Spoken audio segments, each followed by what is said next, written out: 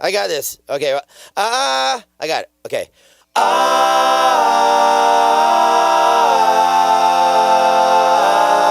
got some beers. Let's drink them, huh?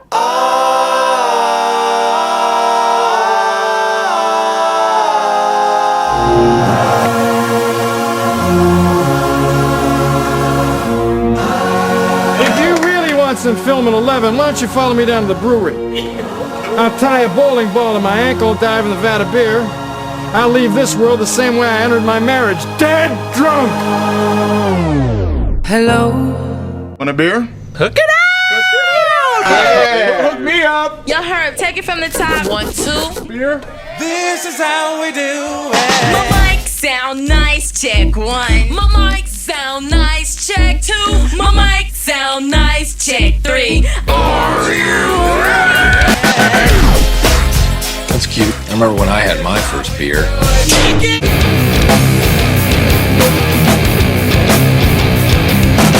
You like parties?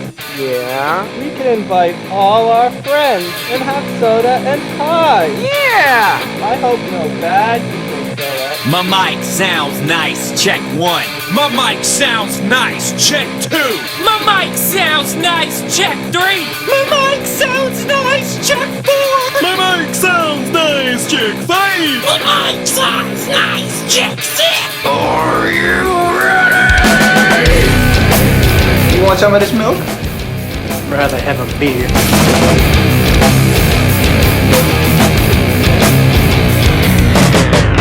What do you guys give me if I kill that bird? Barbara, that's a bald eagle. Get away, Baldy! Yeah! Hey! What up? What up? And what up? This is the Wort with Mike, Pete, and Steve. We are on GubsRadio.com. Yes, we are live tonight on GubsRadio.com. Also, if you flip over to our Facebook page and type in Gubs Comedy Club Radio. Also on our YouTube page, Gubs Comedy Club Radio. Check us out. We are live until 10 o'clock tonight. Go and drop a comment, say hello, share it with your friends, whatever you want to do. Whatever. I mean, people want to share stuff and all that stuff, and I don't really care. But share it. It's good stuff because we got some awesome guests tonight. But first, the people who don't pay us, and that's our sponsors. Tonight, we are sponsored by Nope, I'll leave that to Steve. How about that? I was going to come up with a big Rosie's, but I'm not going to.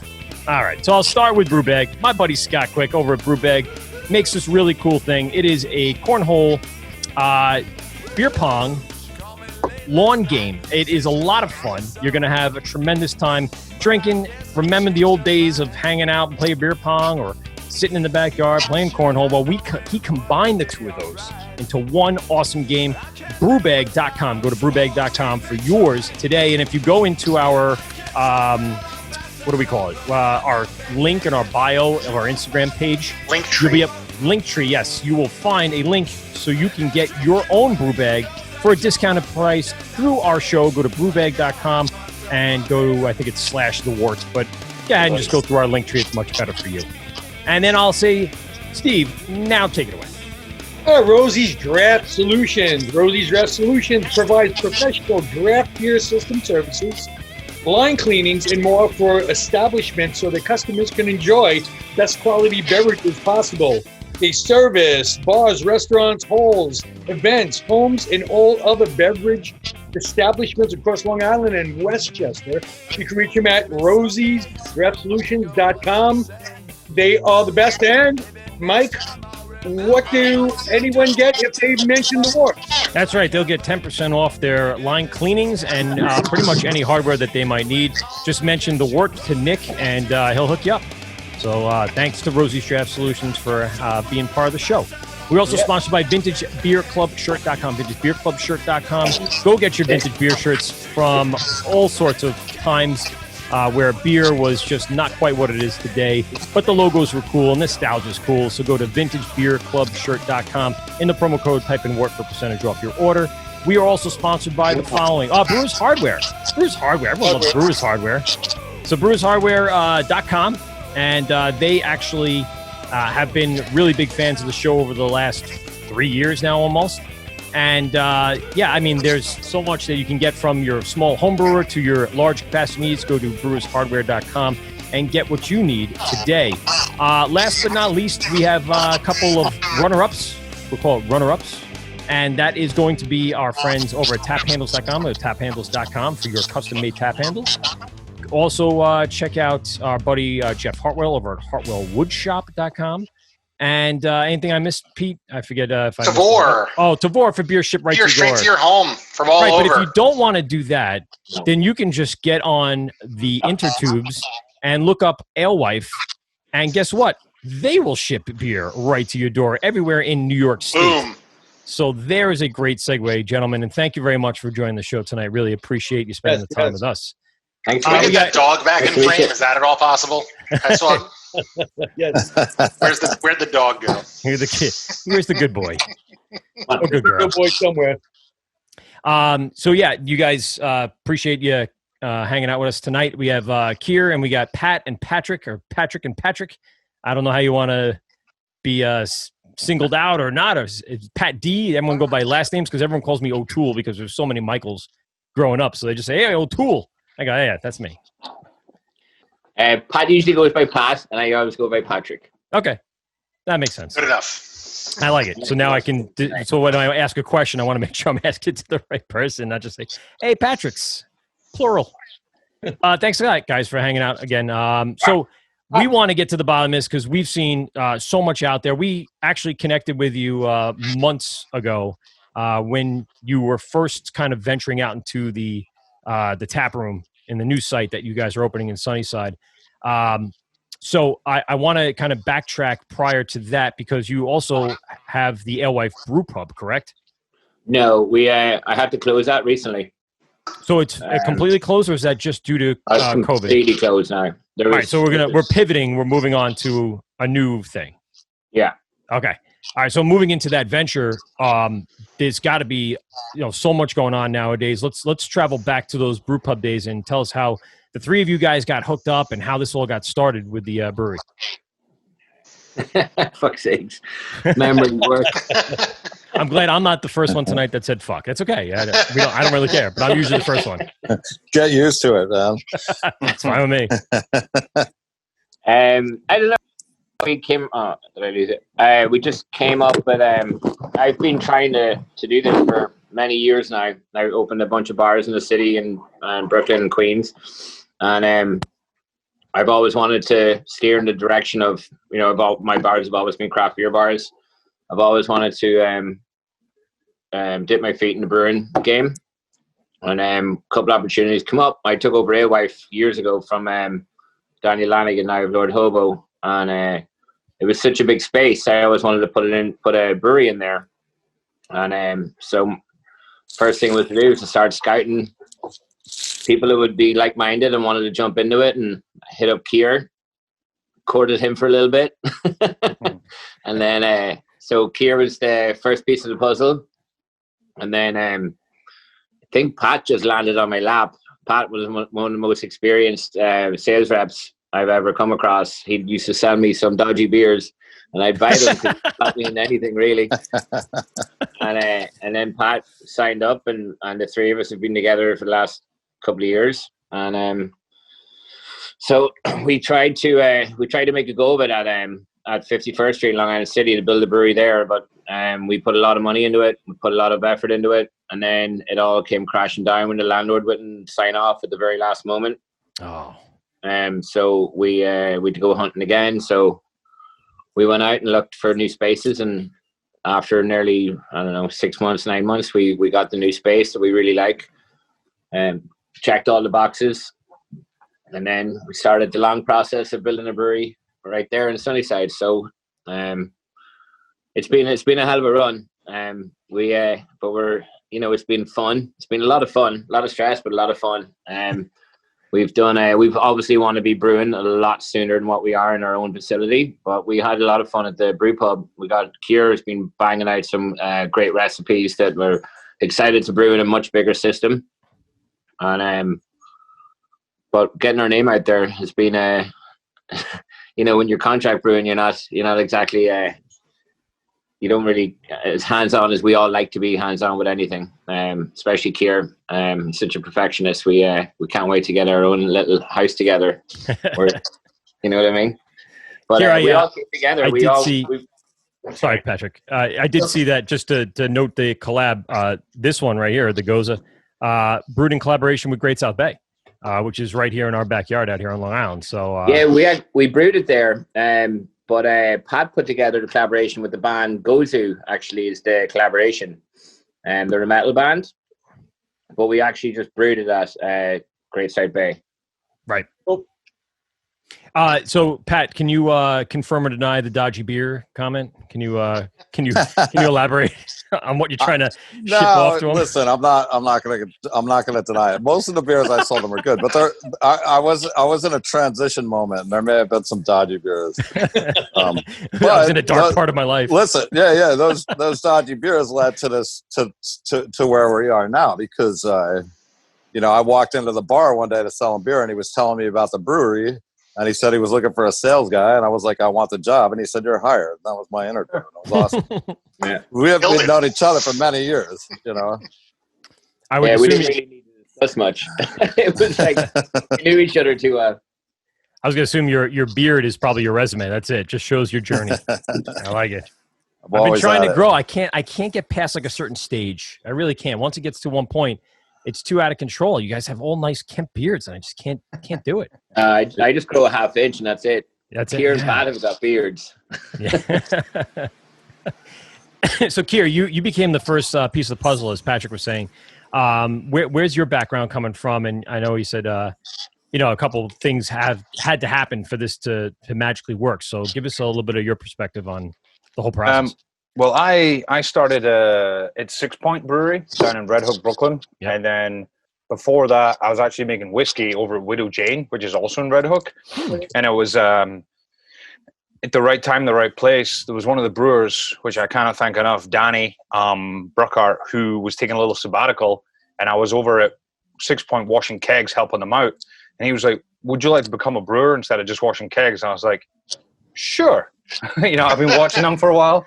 And he's like, yeah, just come on board. We'll start getting you trained up, and then we'll see about brewing education. And I was like, oh, okay. Like, what do you mean by that? I was like, well, whenever like new people come on at 6 Point, they will pay for them to go through the American Brewers Guild. They have a different kind of levels of that. And you can do, if you already have a job, you can stay working in the brewery instead of going to the school in Vermont.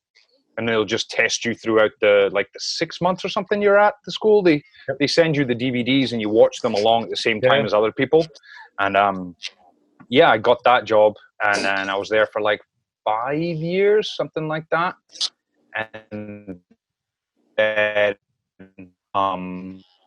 Patrick hit me up. Actually, it was funny because it was through Instagram. He messaged me, and we were, funnily enough, both at Sierra Nevada in Mills River, North Carolina, because I saw one of his pictures from there, and I was like, oh, hey, I'm down here as well.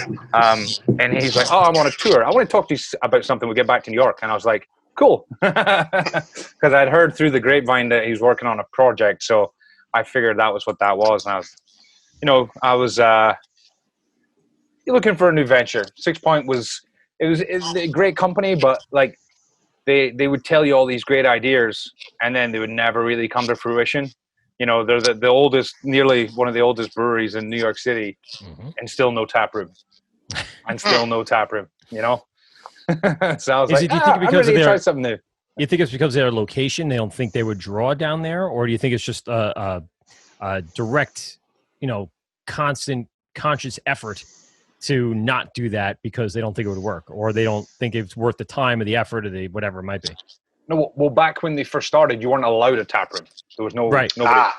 But then it just hasn't been worth it to open one, you think, for them? Or no, there was no room in their physical space, and then they worked with a landlord to get the bar next door, and then that building was basically in complete disrepair. So the landlord had construction guys come in, and they were it just wasn't moving along quick enough. But then when 6 Point got sold to ABV, they came in and looked at a big new space. But I've since heard that that's not happening now. I don't really know. That's still the old adage of 6 Point with no tap room. Yeah, I definitely think it would do well down there. Like, they're a huge brewery, Yeah. Every time we went to like GABF in Denver with them, Like people were like, oh, I love resin. I love the double IPA. Like pre-New England hazies, like people loved resin, you know? Yeah. It was one of the staples that they were known for. Most people saw the cans, saw the artwork, you know, brand identification, I guess, is the key word there. I remember going down there once looking for the tap room. It was early on in our craft beer adventures, and we drive down, park out front, and we're like, so where's the entrance? And it's just the gate with the star on it. Yeah, it was a bit of a nightmare because people would come down because Google had open from 9 till 5. Yeah, and technically that was just business hours, and we tried to change that 2 or 3 times, and we don't know what was happening with it. But I had my thing where if people would come down and I had a bit of a light day, I would invite them in, or depending on where their accents came from. If I was like, they rocked up with an Australian accent, I'm like, Australia to Red Hook? Oh shit, come in. And I'd give them like a 6-pack to go and like give them a quick tour around. But there was like, 6 Point of Red Hook was so small you could stand there and just do this. That's the tour, you know? So these are bright tanks and these are mash tuns. Have a good day. That's it. They're basically next to each other. We were just talking before, and I found it just interesting because I went on a little bit of an upstate New York trip. You were at Plan B this past weekend. Today, actually? Today, this morning, yeah. This morning. That's not an easy trip. I mean, you guys are a little closer from the city than I am. I have to do about a 40-minute just to get to where you are. But, it's one of that kind of place where I've been hearing so much about. I've had their beer down here, in drips and drabs, that it's almost like a destination. And I think what you guys are doing with the brewery and what you're trying to kind of put out there, the visualization is a key part of this, the branding. We're going to get into all that in a few minutes. It's going to attract people to come to that area. And it's a nice area. I got people, my sister lives in LIC, which is not too far. She's looking forward to having another brewery to go to. And lots of people that have passed it along the way. And we have people, commenting on some of our posts over the last few days. Everyone's excited for you guys to kind of get up and open because we've had a small sampling of the beer available out here on Long Island. And I'll tell you, it was tough to find some beer tonight.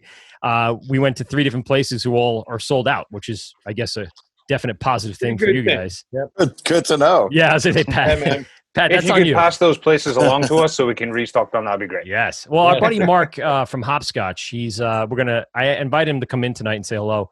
I think he was one of the first ones to have readily available, not in this last batch, but even before that, the Electric Rhino, Death to Ego, the original, 3-can lineup I think you guys had.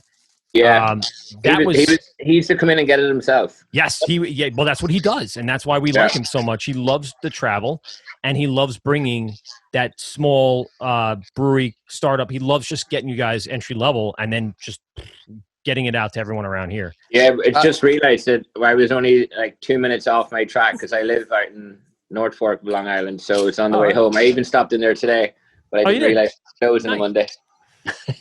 That's awesome. Yeah, but we have something very special coming up in a few weeks, guys. So we'll talk to you about that after the show or in between.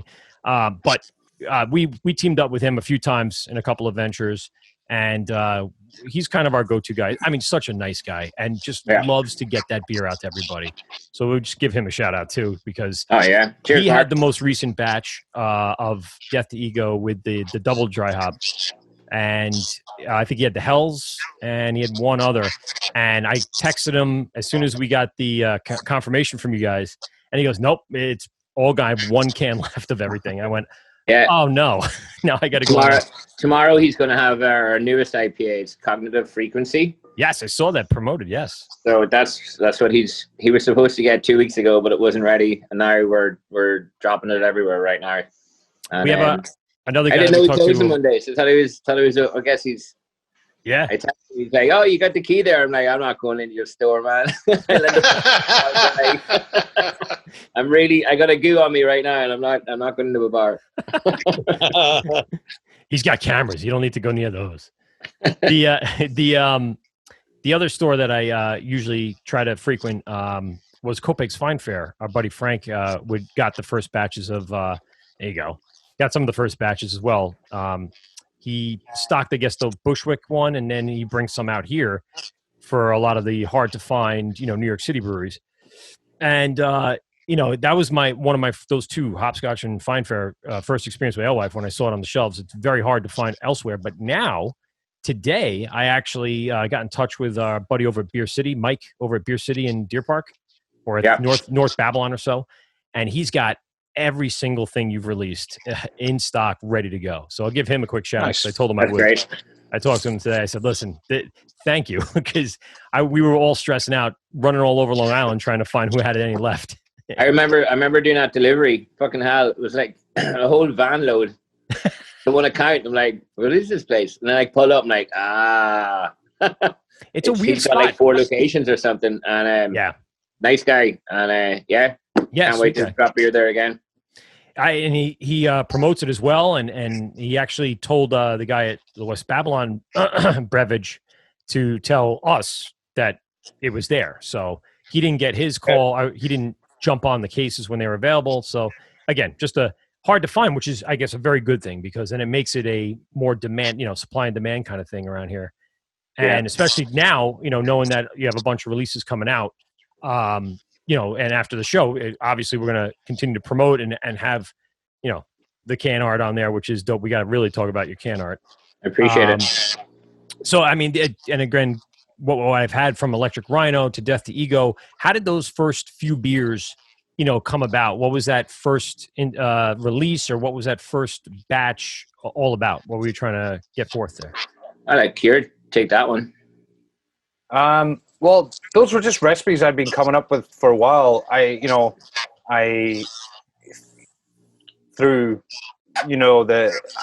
never really made up a lot of my own recipes at 6 Point. It was more the other head brewer, and then there was Eric, who was like the brewmaster guy. But I took a lot of influence from them, and Death to Ego came about. Just some of my favorite hops, El Dorado and Osaka, and then just trying to balance a little bit of kind of malt along with the hazy. I don't just like it to be completely like devoid of any malt character. Some of the beers, because you get them now, it's just like Pilsen, wheat, and oats, and then like that's it. All of the wheat. Yeah, I like to throw a little bit of C10 in there, maybe some Munich, a little bit of Vienna sometimes, just to give it just a little extra color and a little bit like biscuit bready notes. So that's like Death to Ego. And Electric Rhino was just trying to be more sessionable. Please forgive me, but I cannot remember the hops in Electric Rhino. It was that Cashmere. There you go. Cashmere was a big one. Yeah, love Cashmere. Because we kept running out of the fucking hop, and we couldn't make it. Oh yeah. Because Cashmere was getting popular, and it was only going to be the farmers had only started growing a lot more of it to be harvested the next year. So I have contracts for that for the next 3 years, but it's because it's widely available now. But I remember like Keir making his first beers, and the whole focus on everything, and we clicked earlier on for the direction of beers, because, and especially I think after we came back from Belgium, we done a drunken weekend in Belgium for a beer festival, and we kind of agreed on the direction of beers a little bit more, where it was, you got to find your malt backbone for our beers. And so the first couple of beers are coming out malty, and like we got demolished on ratings because everyone wanted big and hoppy and hazy, but we were kind of focused on finding that magical sweet spot for our malt backbone, which I believe is balance. You can add anything, you can add any amount of hops into and call it an IPA. But Keir really worked hard at getting his malt base sorted for near enough every beer, and then the hops came gradually. We didn't pummel it. We like every batch was different. So Dead to Ego had a couple of turns in its life. And I'm beyond over the moon with it now. I think it's just a perfectly balanced IPA where it's not too crazy, But and Electric Rhino followed the same path. But as Keir said, we stepped up with the malt game, and it really shows. Like there's a good balance of beers, and that's what Alewife is kind of we accepted that challenge, and I guess it's kind of what we do now. We try to make very well balanced beer where it's not over the top on any side. The malt lends to the stability of the beers too. Just throw that in. Sure. So you're saying as a sales and the shelf life or the that kind Shelf of thing life to is it? very important because there's still beers people are checking into. I'm like, how the hell is that beer still there? Like some place way upstate, and I'm like, that was 3 years ago. How's it taste? Yeah. Yeah, well, That's going back to a well-made beer. A well-made beer will last a lot longer on the shelf than a poorly made representation, and I've seen it many times. You know, you could have something really fresh but poorly made, and it doesn't taste that great. Then you find something that's been around a little while but was made with real, professionalism. It speaks a lot. Yeah, honestly, I find it. I was always digging at Keir and going like, what's the method to your madness here? And it's really, really down to our malt profile. And the hops will dissipate off, but the beer's still good, even if it's an older beer. And I am sure everything's frowned upon if it's an old beer, but I keep beers at home just so I can taste them every month or every 3 months or something, just to see what direction it goes in. It's an interesting type of QC for sure. I haven't had a real bad one yet. Like I've never got real bad off flavors or nothing. And just a dissipation of malt or of hops. That's it. What is your base malt you're using, Keir? I do split base malt actually, depending on what style of beer it is. I can do Golden Promise, Thomas Fawcett, and also Raw Pale. I usually split them for IPAs. New England IPAs, I'll split Pilsen and Golden Promise. And Pilsner's is Pilsen. Sure. Yeah. Any New York State malts or you guys just a microbrewery? So not at the moment, primarily because when we were using the one barrel system, I was having malt pre-milled. So because I didn't have a mill, I didn't really want a mill because a lot of these small home brewing mills are just terrible. They break all the time. So I didn't want to be stuck with 200-300 pounds of unmilled malt and not being able to use it. So I was buying pre-milled malt, and the New York State producers, they weren't able to pre-mill stuff for me. And I didn't want to just run into it and buy 1,000 pounds, 2,000 pounds for a big batch of beer that I hadn't tested myself. Sure. So with our the new space, I will definitely be speaking to Valley Malt and speaking to a bunch of other maltsters. 1886, those guys. Just because you can definitely tell, absolutely incredible too. You can definitely tell when I've had beers from Chief Industrial Arts, and you can tell when he's using New York State malt. It just has a different taste to it rather than the mass manufacturer stuff there's nothing wrong with it, from Wireman or up in Breese, North Dakota, wherever. It just has like a little extra grain feel, a little more malty, A little more earth going on. Yeah. Now, the New York State malts, they won't pre-malt, but so now you have, a grain. We have a mill. Yeah. We have our own Sorry. mill. Actually just got delivered the other day there. So we got to do that tomorrow, don't we? Yeah, that's on the docket. Fuck the mill room tomorrow. I mean, let's take it as a day in the life real quick. So you go in. What time are you guys showing up tomorrow? 7 a.m. always.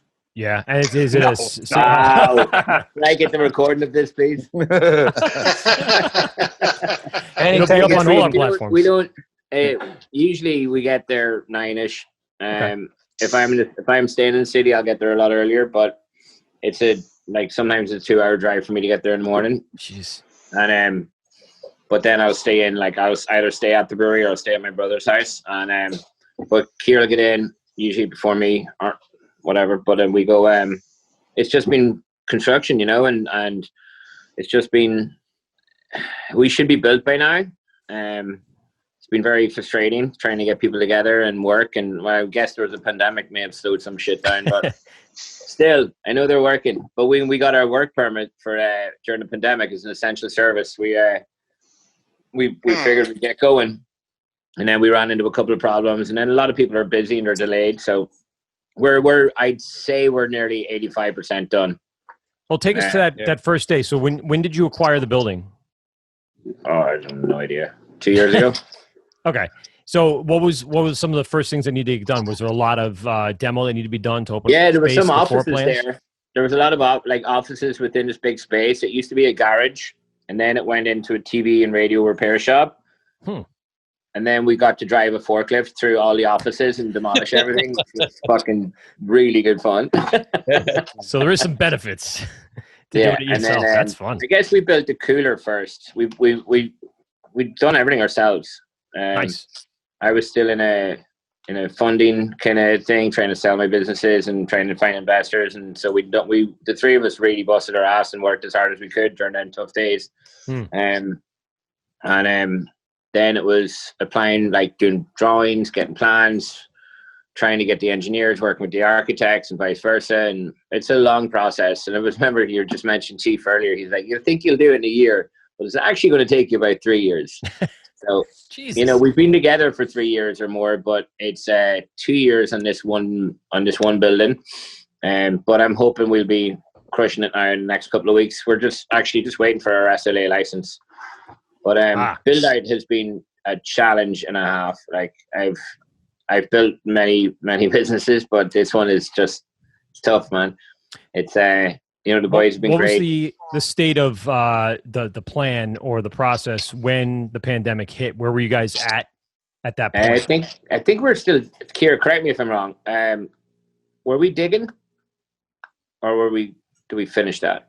I feel like when the pandemic hit, we had like everything was like ready to go. Oh, we did the digging already. Oh yeah, because the digging was during the winter. It was really cold. I remember that. Oh, okay, right. So we dug the holes for the floor drains. Yeah. I think Stevie Wonder and the crew dug those floor drains. That's right, yeah. Yep. Because one of them's like this and one's like this. You ever see a dog's cock? Yeah. Yeah. But, and then everything hit and we just had to slow down. And, yeah. But then when we got all our permits and we were able to start working again, we got the guys back in and they moved along slowly but surely. This last 2 weeks has been fantastic, though. It's been really exciting. The glycol guys, Mark, has finished the glycol.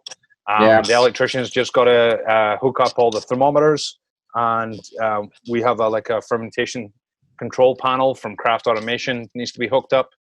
Our fooders came in.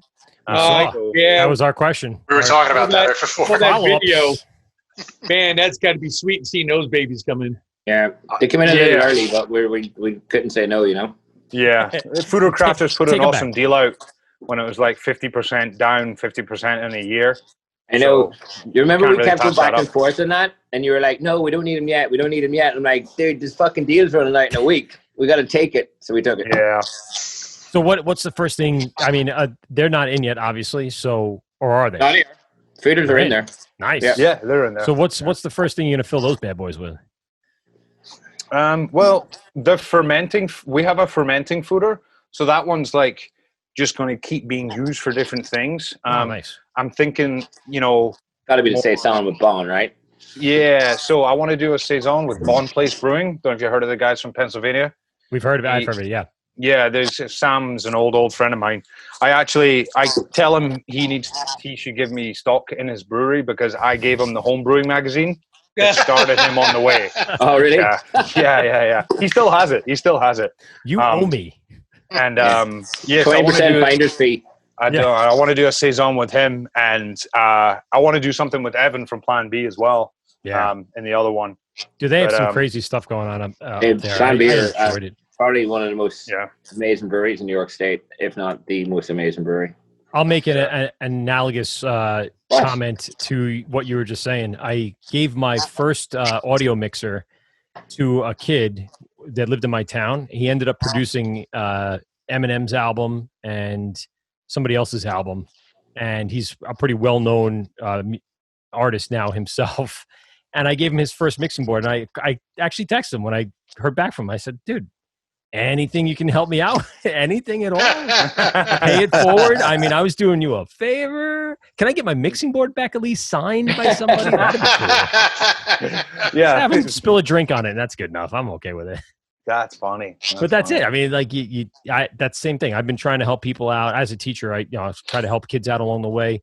And then just in the future, I'm not looking for something back, but just even like hey, shout out here and like, cool. It makes me feel like it was worth it. So I get the that's all cool. That's very cool. Shout out or stock in whatever. That's pretty cool. You see, we had what else did we do? I think we done the boiler next. Boiler. We got the boiler near enough. We bought the boiler right away, didn't we? Yeah. Yeah, the boiler. They were like the boiler and the chiller came near enough at the same time. Yeah, so we got the boiler pretty quickly just because Columbia boilers were going on like a bit of a backlog, and they were like, "Got to get your order." And they might have been pulling my leg. But I was like, that's because the boiler's going to take. That'll be the last thing to get signed off on by the city, and it's the very first thing we bought. You know what I mean? Yeah. So it's like I just know how long that takes. So we want to get that done as soon as possible. What size system are we looking at? You guys are going to be brewing on? We have a 10 barrel 3 vessel. So we originally just had a 2 vessel, which was going to go in the brew pub. It was custom made for the brew pub. A mash mixer kettle whirlpool, and then a lauter ton. But then we added another whirlpool to the back of it, because once you finished mashing in, send all the mash to the lauter, back to the kettle and boil it, and then wait for it to cool down for your New England editions, and then whirlpool it, and then knock it out, and then you can mash in your next batch. That takes forever. So as soon as you finish boiling, knock it right out into another vessel to cool down, and then start mashing in. That's going to speed you up so much. And we just had Niall down from Hudson Valley Fabrication to come and fabricate it all, which was awesome, because I could literally just tell him like, hey, I want to be able to do this, and he's like, okay, well, we need to connect that to there, that to there, that to there. And then I was like, okay, but it'd be so cool if I was able to do this, because we have a hop back as well.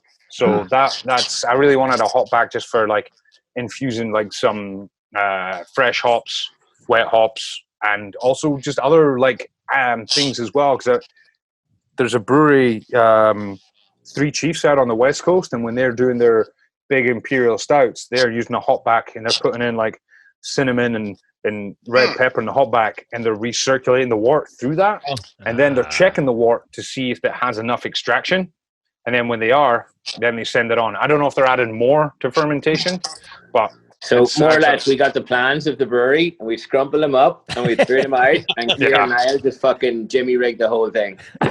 Yeah, it was pretty awesome to just be able to like, well, I wanted to do this as well, and he's like, oh, okay, and then we just cut that pipe well down together, and Niall hooked it up, and it was awesome.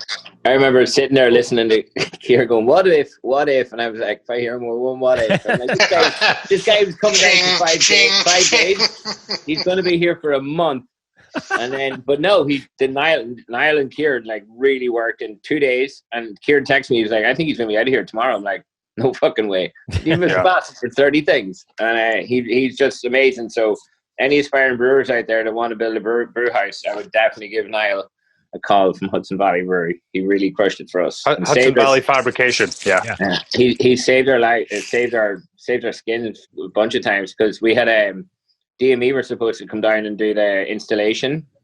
Is who we bought our equipment from, and with the pandemic and stuff, they couldn't come down. From Canada, so we were put. They'd be kind of locked out. They were going to be in isolation for a little bit, Yeah. But they came down, and we got who do we get Niall's number from? I think it was KCBC. Yeah. And they hooked us up, and I called Niall, and I talked to him for a little bit, and then I said, Keir, he won't be able to come down and make it for 3 weeks. He's like, take that fucking guy down here right now. We need him right now. So it was 3 weeks is a really short time. I'm thinking, I need him by Monday, man. We've heard Hudson Valley Fabrication from other people as well. I think I was searching for them online, but they don't have an Instagram account. I guess you just got to go through the web or whatever to find. No, he doesn't. Contact. I was giving him some shit about it, so I started taking a bunch of pictures, and I was like, I was like, yeah, here, start your Instagram. Start Instagram account. Yeah. Make it easy for these guys, especially the breweries today. I mean, your social media is like your lifeblood. You guys have had a tremendous, you had a big change from your brew pub over now to the brewery. So you had to kind of almost abandon one of the accounts to go to the new one, though you're using the old one to kind of tell people to go over this one. How is that all working for you in regards to the social media? Is it really helping out the brewery? Maybe even Pat can lend some ideas on that too. Go ahead. As being part of the sales, right? I mean, you got to have your social media accounts to really boost the brand. Hey, I'll say, like, Pat did a hell of a job with social media for a long time by himself, which is not easy. He's very tenacious and, like, putting out, just post after post of stuff that was relevant to what we were doing. But recently he brought on a woman who's been doing our stuff for the last couple of weeks, and she's fantastic. She's really cool to work with. Welcome release. A shout out to Laura. Cheers, Laura.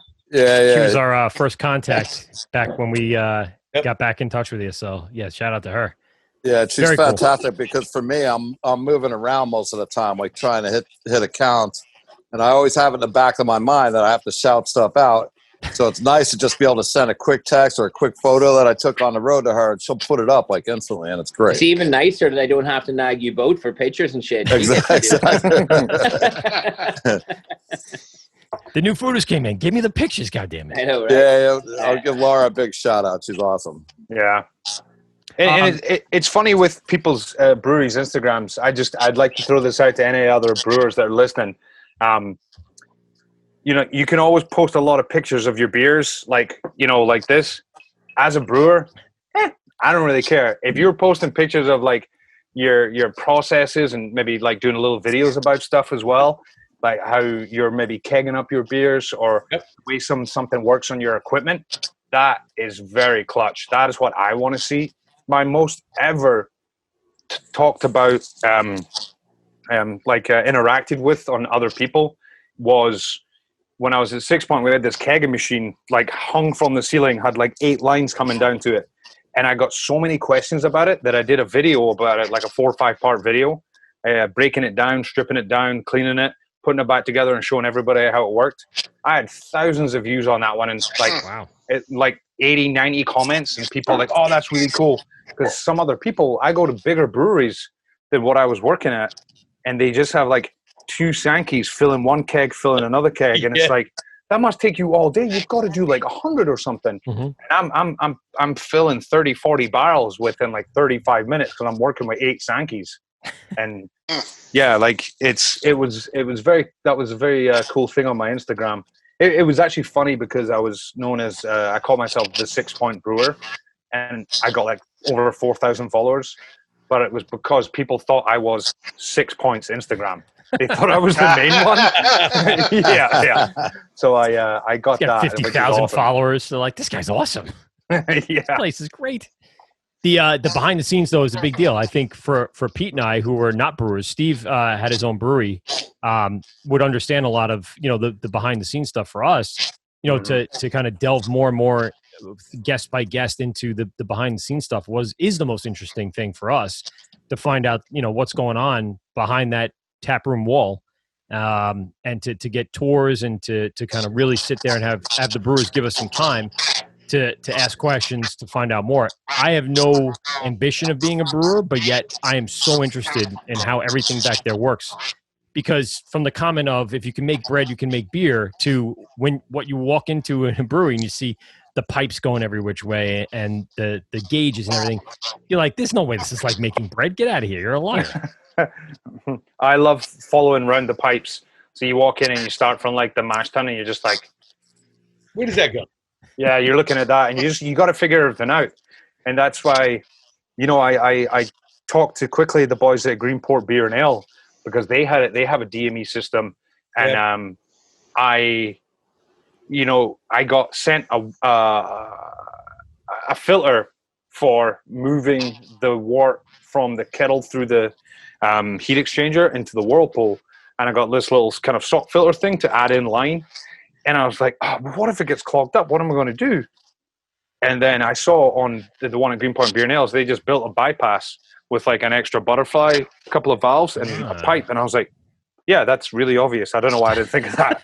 And then, but it was just, I'd never had that, this piece of equipment to work with before. So when I saw it there, I was like, amazing. I love pipes.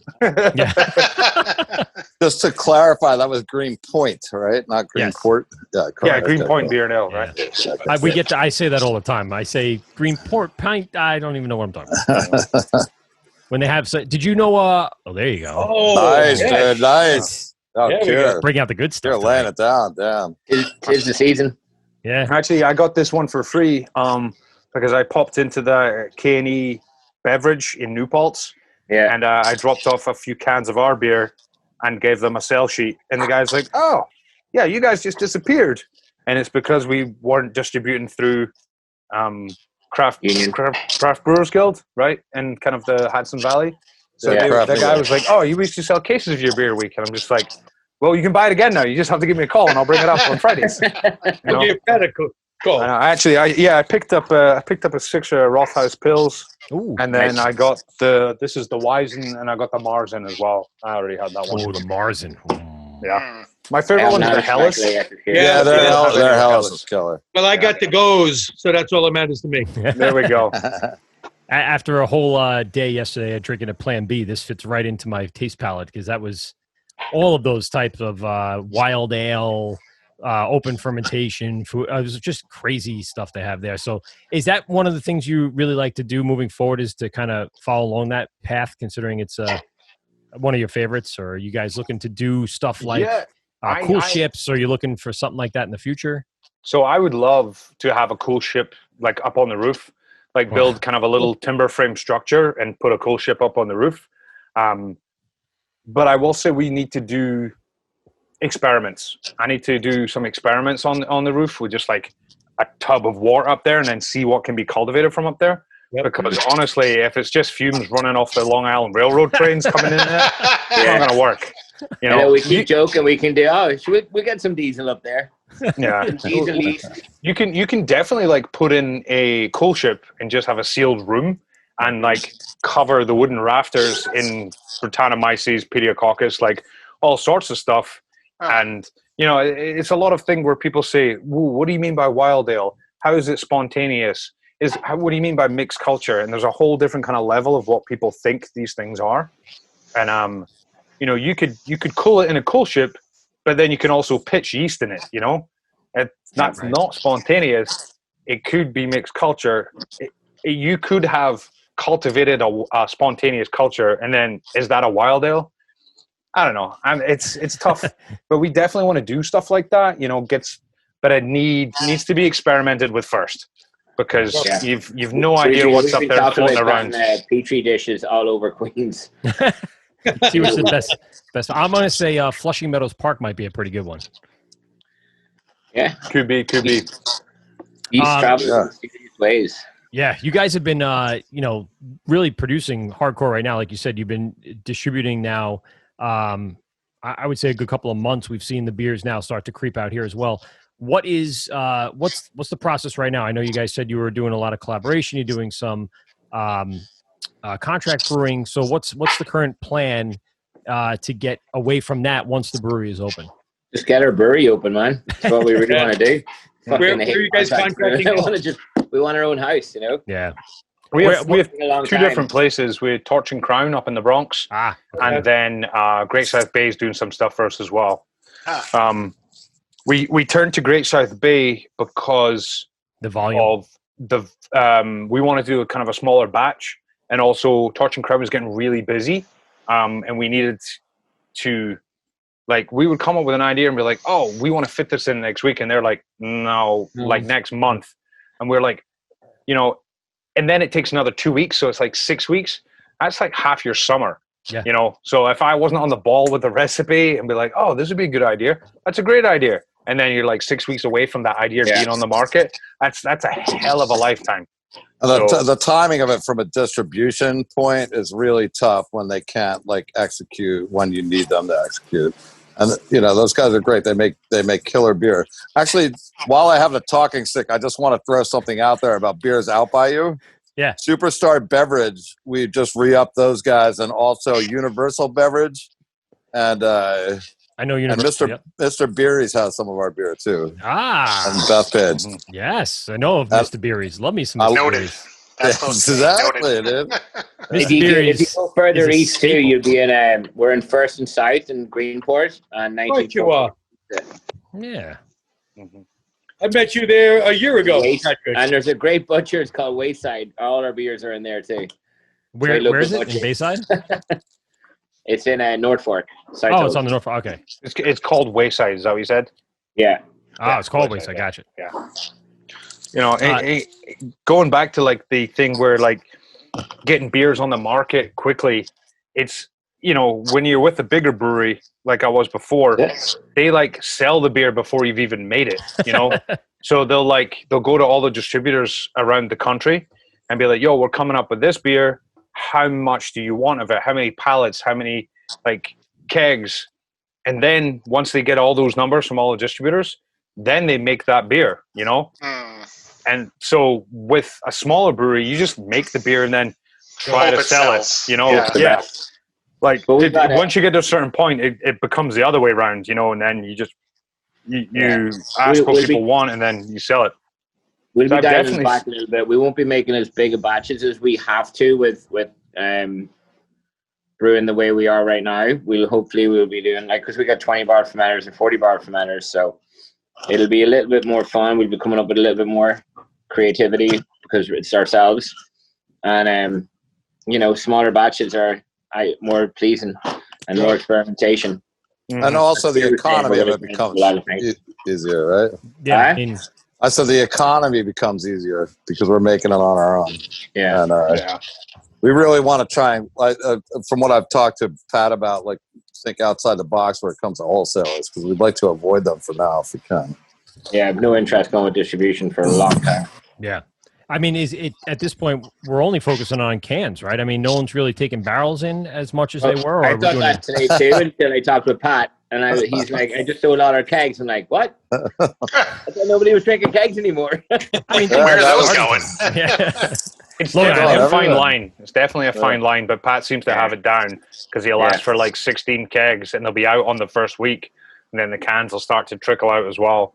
Because it's like we're not to be a Debbie Downer, but we're really concentrating on supermarkets right now because we have no idea how long the pandemic's kind of going to go on for and what the effects on the bars are going to be. But also, it's going to get cold, right? And if it turns out to be a cold New York City, then this outdoor dining that we're allowed permanently, right?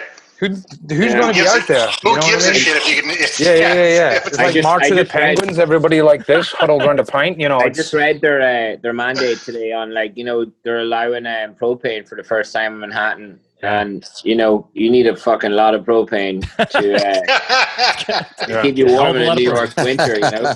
My mom was telling me, and then they're allowing electric heaters, but propane is only on the street side, so not on the sidewalk. Right.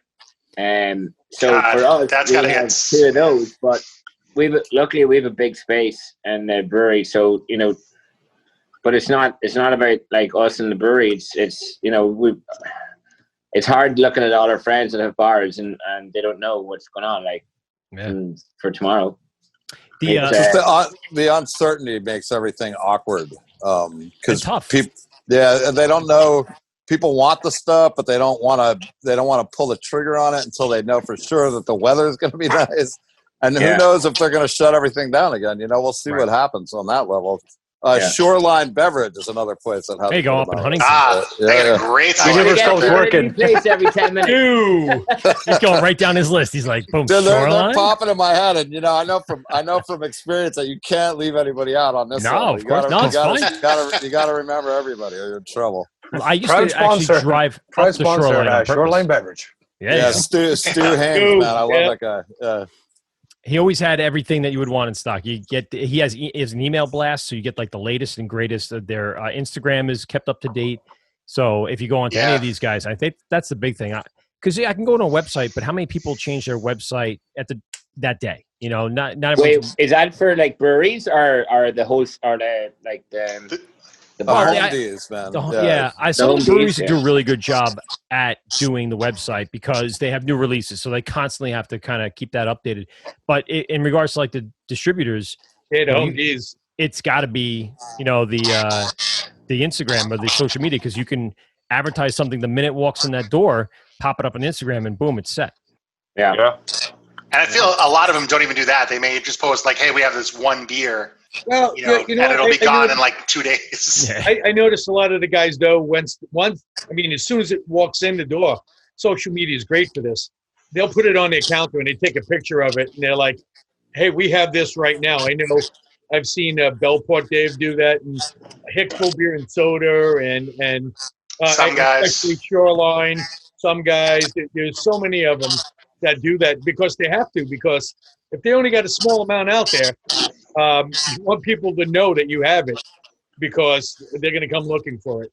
And especially now that you guys have been doing some more releases.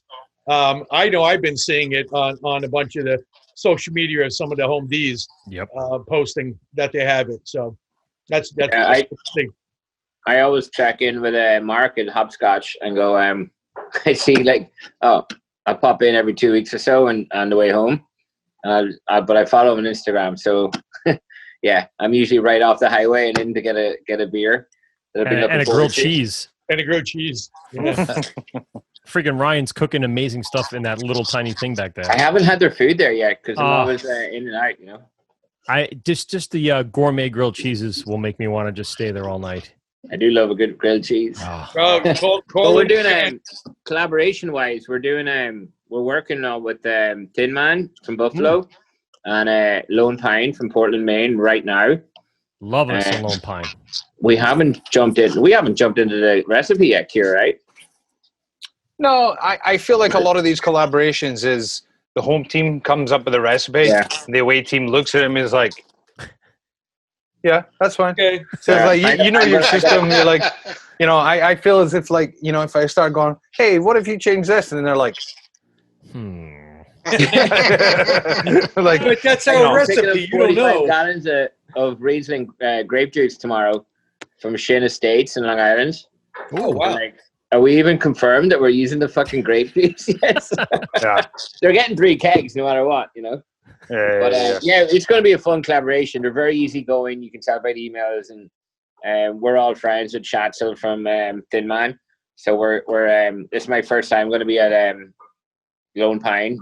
Keir was there a couple of weeks ago, and I think it'll be a fun collaboration. It's definitely going to be super delicious anyway, because what we're reading so far in emails is impressive. So Lone Pine has been one of those ones that have just hit the scene. Same thing on social media and all that. That we were up in Boston a couple of weeks in a row, and that's the first thing I look for in the local distributors up there, because we don't see it down here. You can get it in Boston, but you can't get it down here. I'll admit, I never heard of them until I was up in Portland, Maine, coincidentally, just for a vacation, because that's where like New York City is going for vacations right now, because you're allowed in Maine.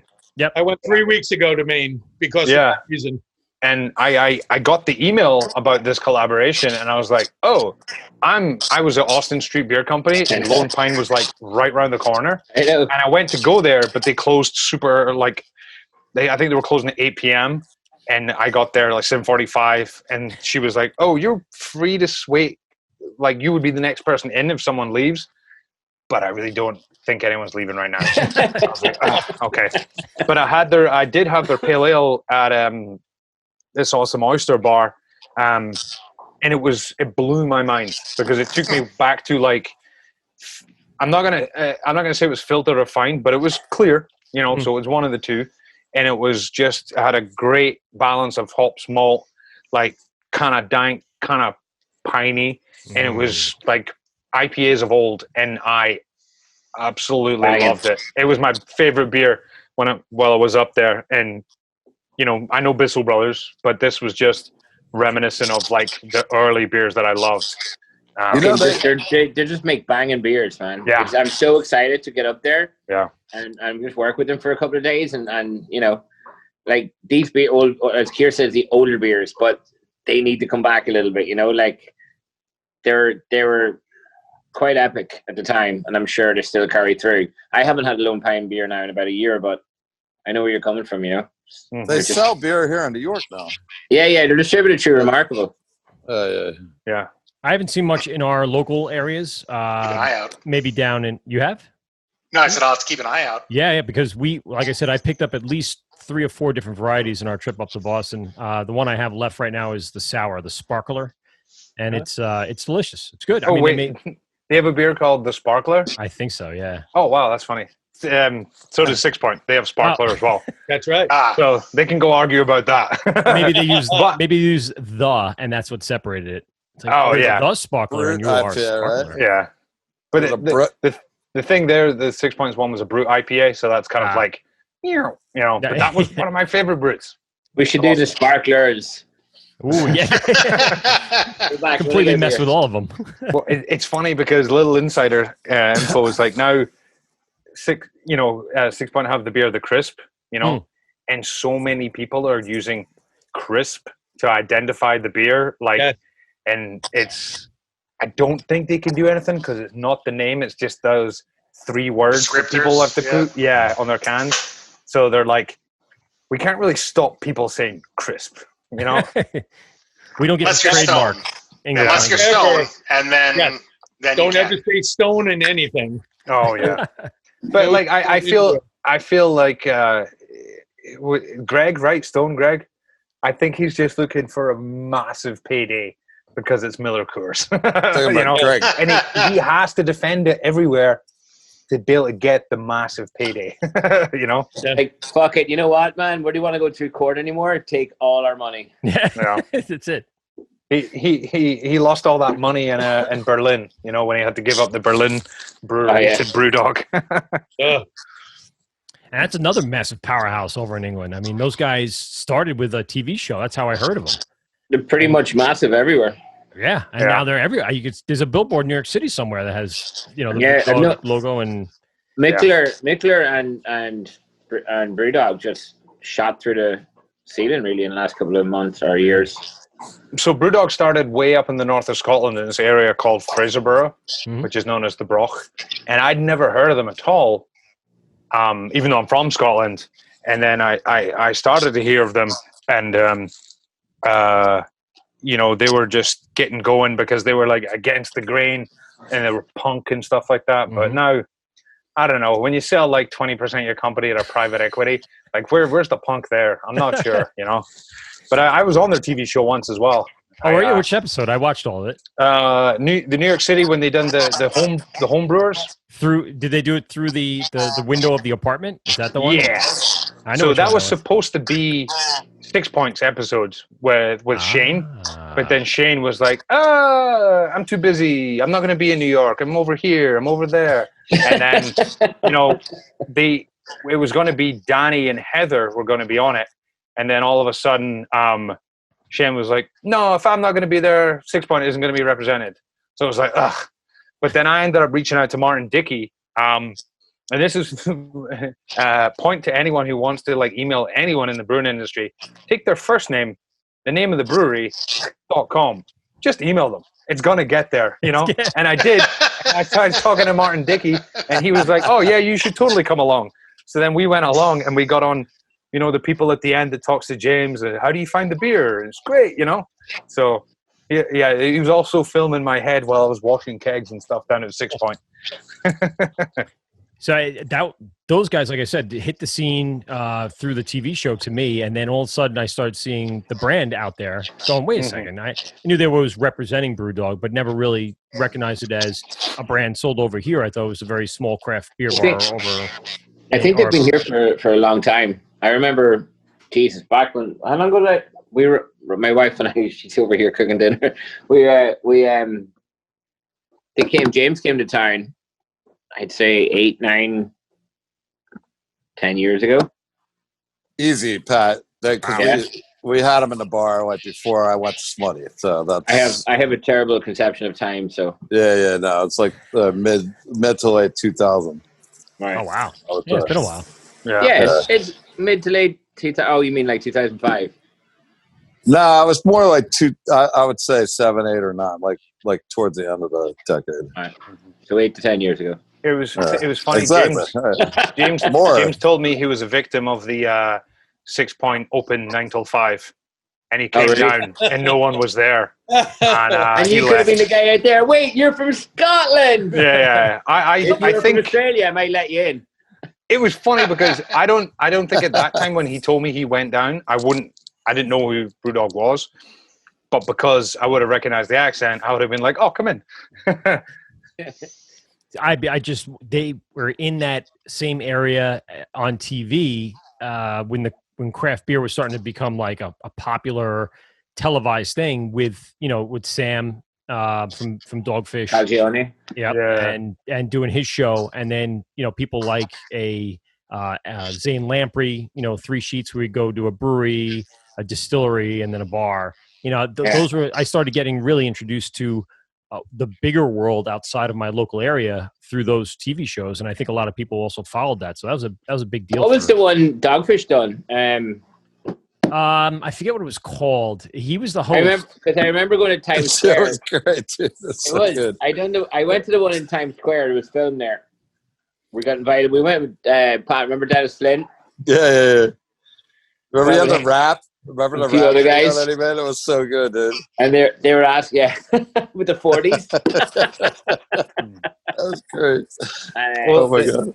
The sad thing about Sam's show and like why it got cancelled was because it was on Discovery Channel, and ABV Budweiser was a big sponsor, and they were like, "Oh, I heard that.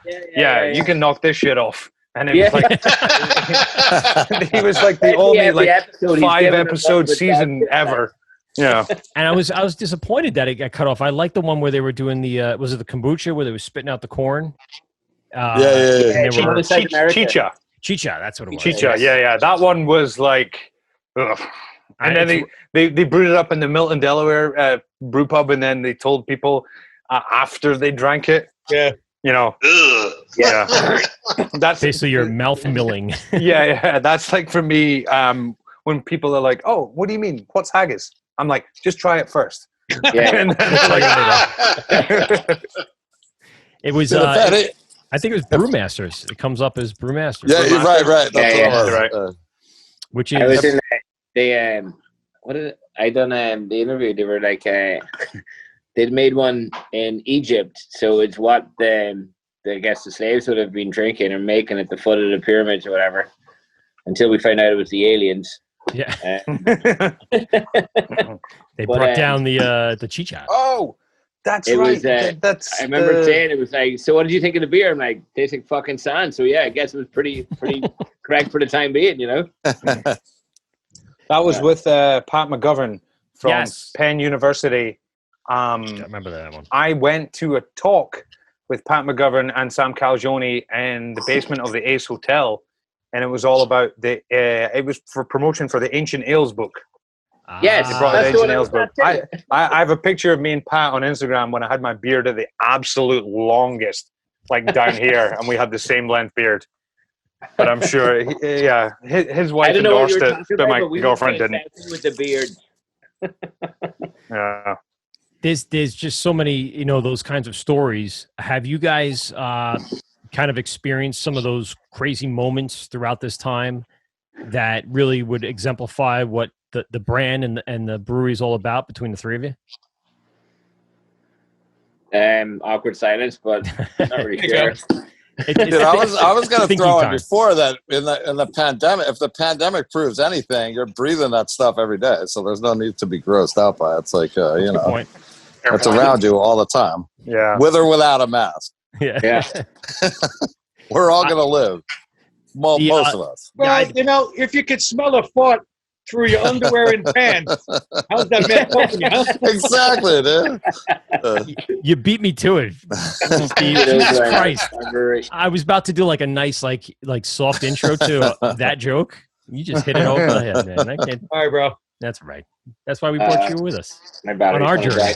I mean, like the big changeover, I guess. Any major mishaps along the way here besides the pandemic that really kind of will define the brewery in a sense. I don't think we've had any major mishaps to like. That fooder will be interesting. Add a bit of character to it. Yeah, we could tell. Like, it's not like brand defining, but we needed the fooder came up right, and we needed. All right, you ready for your jokes? We needed an extra 5 inches for the doorway. We all to get it in, Mm-hmm. and we didn't have that, so we needed to tip it to put it in to stand it back up. But you know, all like fermenters come with the points on the top, so you pick them up and you move them around. If you have a chain hoist or crane or something, fooders don't. You're not supposed to do that. So I wrapped one of the straps around it and had like other small straps sticking up from the side to make this point. And then I had the chain hoist down. I was like, okay, so we're going to lift it off the ground. We're basically going to pull the feet from underneath it and then lower it down on a plastic pallet, slide it in, and then stand it back up, and then move the chain hoist back inside on a beam in the brewery. Like, oh, yeah, this is going to work. But then the 2 points that were on the side decided to become 1 point and slide around. Oh, no. So it just... the other, when I was pulling the feet from under, that strap snapped and jolted it. The other ones moved round and it jerked the whole thing.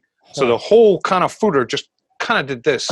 We were just like, oh my God. And we were panicking. So we got it in, we stood it back up, and you could feel the bits of wood had all moved. And we were just like, this is... Yeah, Keir and I knew Fooder Crafters are a great company. I knew they were going to be good with us, and I told them about it, and then they were like, look, don't sweat it. Let's fill it with water, see if it holds, and then we'll take it from there. Filled it with water. It was pissing water the first time, but then I've filled fooders with water before, and it does that. You just have to wait. So wait 24 hours. I came in the next day. In the morning, I was there at 7 in the morning, like, checking it all. Still one little leak, and I was like, okay, that's one tiny bit. And then by the end of the day, that had sealed up as well. The whole thing. Like, it's still, like, you can feel the whole thing. It's kind of moved a little, but it's holding. And everything was good with the door and... It fell on the side, so it didn't land on the door. It didn't actually fall on the ground. It just jerked. You know, it was the strap just very stopped bottom of it where the wood comes through, the stainless steel of the conical, like the fermenter, like just comes up like this and digs into the wood. Yeah. So we kind of, the damage was done beneath that. So once the water went in and it swelled up, but fuck, man, that 24 hours. Yeah. I would have thought that man way would have been a little skewed. No. No. Everything else is fine. Yeah, it really hasn't moved that much, but you can tell. And it's, we're never you can't tell from looking at it. You can only feel it, like the planks. But it was pretty scary. Yeah, that's puckering right there. Like here, remember we moved to 40s? Like we more or less did it all, like either 2 or 3 of us. And you know, we needed Pat in there, we needed another guy in there for like taking off the trucks, and then the days we were loading it up. It was just the 2 of us. We should have waited for Pat to come down to work. They were like, nah, we get it done. We'll get it done. It was where they were big, they were scary looking, but nothing was as scary as that little fucking 25 bar from wooden fermenter. Because I think it was just out of pure respect that we didn't want to fuck it up. Right. And it was just, you know, it's going to be our little baby, and we were just nervous, and it oh man, that was so scary. We were like, what do we do? Like, what's the worst case scenario? And of course we emailed, Keir said we emailed Fooder Crafters, and it was like, you know, they're like, you know, chill out, put some water in it. You know, we already did. And I was like, but we can't chill out. We're freaking out. Well, at least you have a name for the first beer in there. It's going to be 5 more inches. That's what you're saying. Yeah. There you go. Oh, and we'll end. You naming the beer that, and you know you're going to end up on Worst Beer Blog trying to explain yourself. Oh, yeah. I'm comfortable. Whatever. It is what it is. Your folders, did you have them steamed so there's no oak flavor, or are you going to use them just for bud? Not yet, no. No, we didn't get them steamed, so they're going to be oak flavor, which I'm not worried about. You know, I'm not going to try and release a beer from them that's going to be strangely have oak. Like, it's not going to be an oak lot. I don't want to shit on anyone who's made an oak lager or an oak or something. Now, who's going to be on Worst Beer Blog now? Yeah.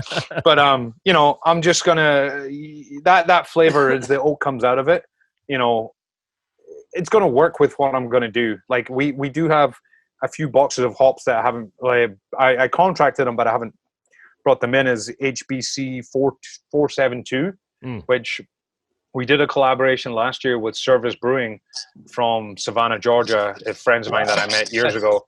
And I had a beer from them. It was like an Imperial Rye Ale. And I was like, oh, how long did this spend in the barrel? And because it tasted like, kind of woody, and I was like vanillins and stuff. He's like, no time in the barrel at all. I'm like, no, come on, Kevin. I can taste the wood. And he's like, look, this is a new hop, HBC 472. And it just gives out the wood characters. And I was like, oh, wow. So that might be the type of thing that I might do in conjunction with the food or use these. Was that the veteran blend? Huh? Was that the veteran blend? It's a different hop. But yeah, we did. We collaborated with Service Brewing in Savannah for their motorcycle show that they have at their brewery. And then we did Space Cats, which was the veterans blend they did with Yakima Chief. So there's like about 10 or 11 breweries that are owned by veterans in the United States, and they fly the main guys, girls up to Yakima to do a blend of hops and then release. So like the Pink Boot Society. And we bought the veterans blend and we did that. It was great. It was a lot of Simcoe, Athenaeum, Laurel, and a little bit of Idaho 7, I think. And now we didn't get a chance to do one this year's just because the pandemic. We didn't want to start. We were trying to sell the beer that we had before we started buying more hops. So we missed the boat on that one. It was just too hard to judge, And one of those veteran breweries we had on Tori from Backwards Flag. No, Backwards Flag. Oh, 14 Star too. You're right. Backwards Flag down in New Jersey. Does some great stuff. She had some awesome coffee stories where some of the veterans would go out into different parts of the world and they'd hike into these areas that were hard to find, get the beans and bring them back, and they would brew with them. And it's that's cool. All veteran hired, all veteran owned brewery. So very, very cool things that are going on out there, especially with that. That's a good collaboration between all of them. And yeah, we had 14 Star call into the show last year and did some great stuff that we get distributed here as well. That's good. I want to really get into the beer because I'm going to drink this too quick. I think that's going to be the thing. And then I'm not going to have anything to talk about while we're going. The first thing that I had tonight was the Goza. So this was a relatively newer release, and it's done in conjunction with, you're saying it's a beer with the band. So tell us a little bit about this. What it's going to be a series? Is this a one-off? What's the idea here? We were doing a promo with a organization called the Six Most Metal Breweries. It was set up by this cat, Adam Zuniga, who actually Keir used to work with at Six Point. Cool. And he put together the promo at St. Vitus, and he had all these breweries on him. And I called him up, and I'm like, dude, come on, man. Because I brought him into a thing like many years ago when he first got his job at Six Point. Like that was a music thing that had to do with heavy metal. So he's like, oh my God, dude, I'm sorry. I forgot about you. And he was like, yeah, very gracious. What's up, Adam? The fuck? Yeah. No, he's one of my favorite people in the world. He's such a great dude. But the band that was playing the show that night was a band called Gozu.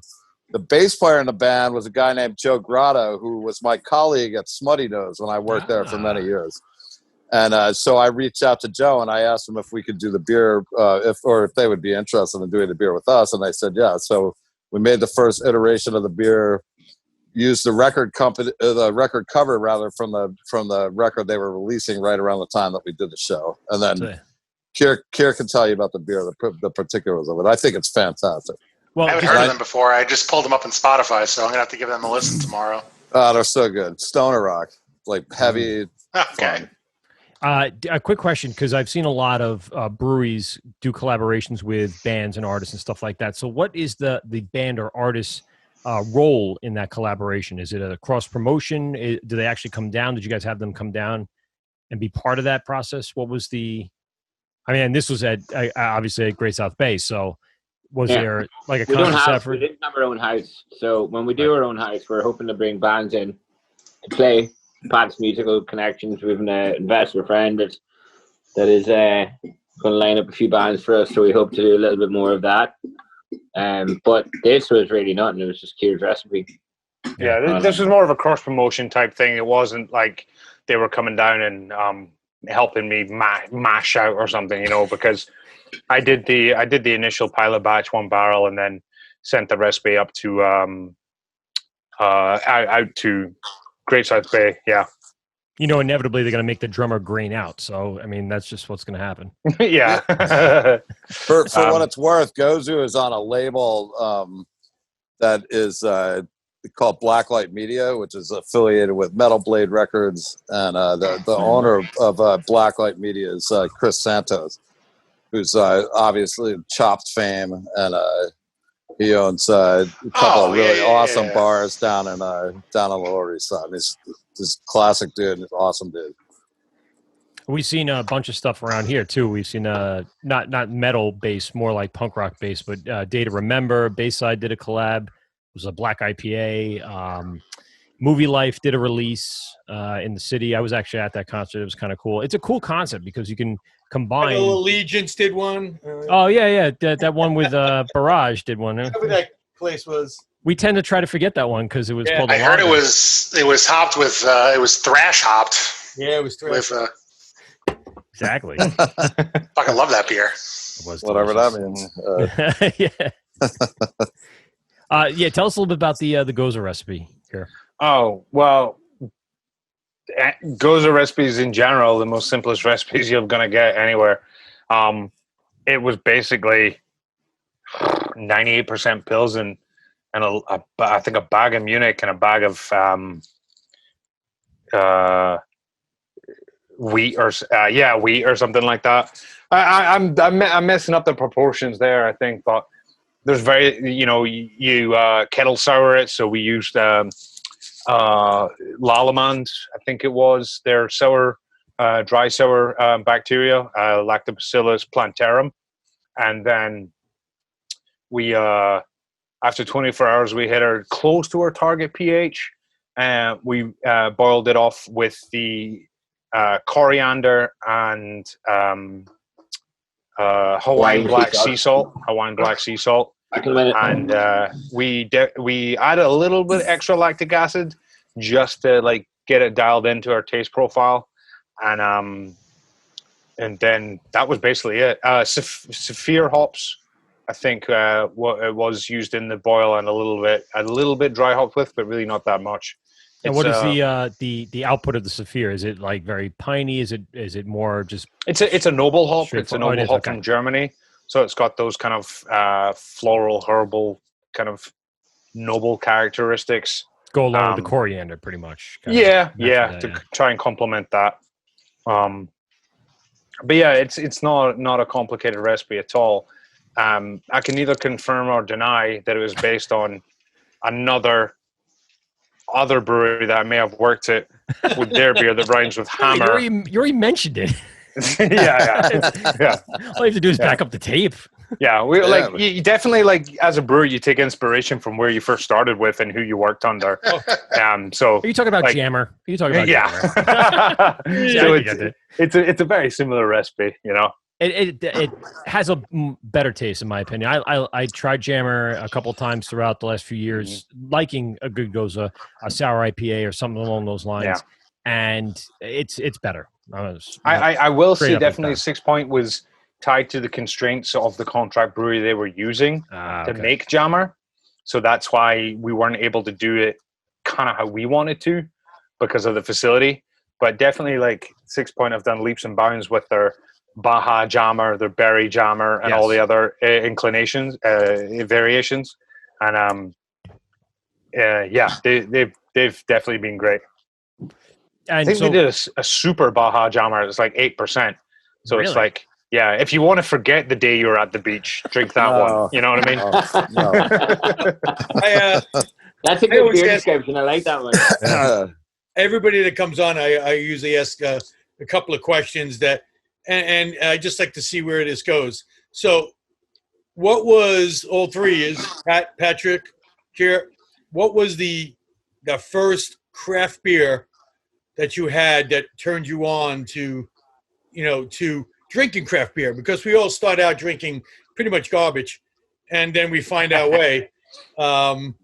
So what was one of the first craft beers that said, "Wow, you were like, wow, this is something different. This has got flavor and what is going on here?" We'll start with Keir. Oh, yeah. I know exactly what mine was, and I know. I'm trying to remember exactly where it was now. It was at a friend's old bar.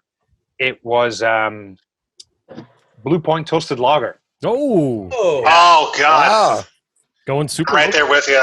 So I will say, coming from the UK, when you talk about lager, you're talking about something bright and yellow. So when I came over here, I was like, I don't know what to drink. I was drinking Heineken and Carlsberg and stuff like that. And then I went to it was a Red Sox bar downtown in the West Village that I can't remember the name of now. And I was watching the baseball. They were friends.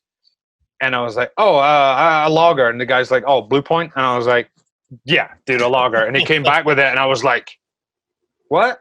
And then I tasted it. And I was like, oh, this is nice. This is different. I didn't realize this is what lagers were like. And then, so Blue Point Toasted Lager was my first craft beer. And I think I had Brooklyn Lager quickly after that when I realized lagers didn't have to be yellow. There you go. They sure don't. Yeah.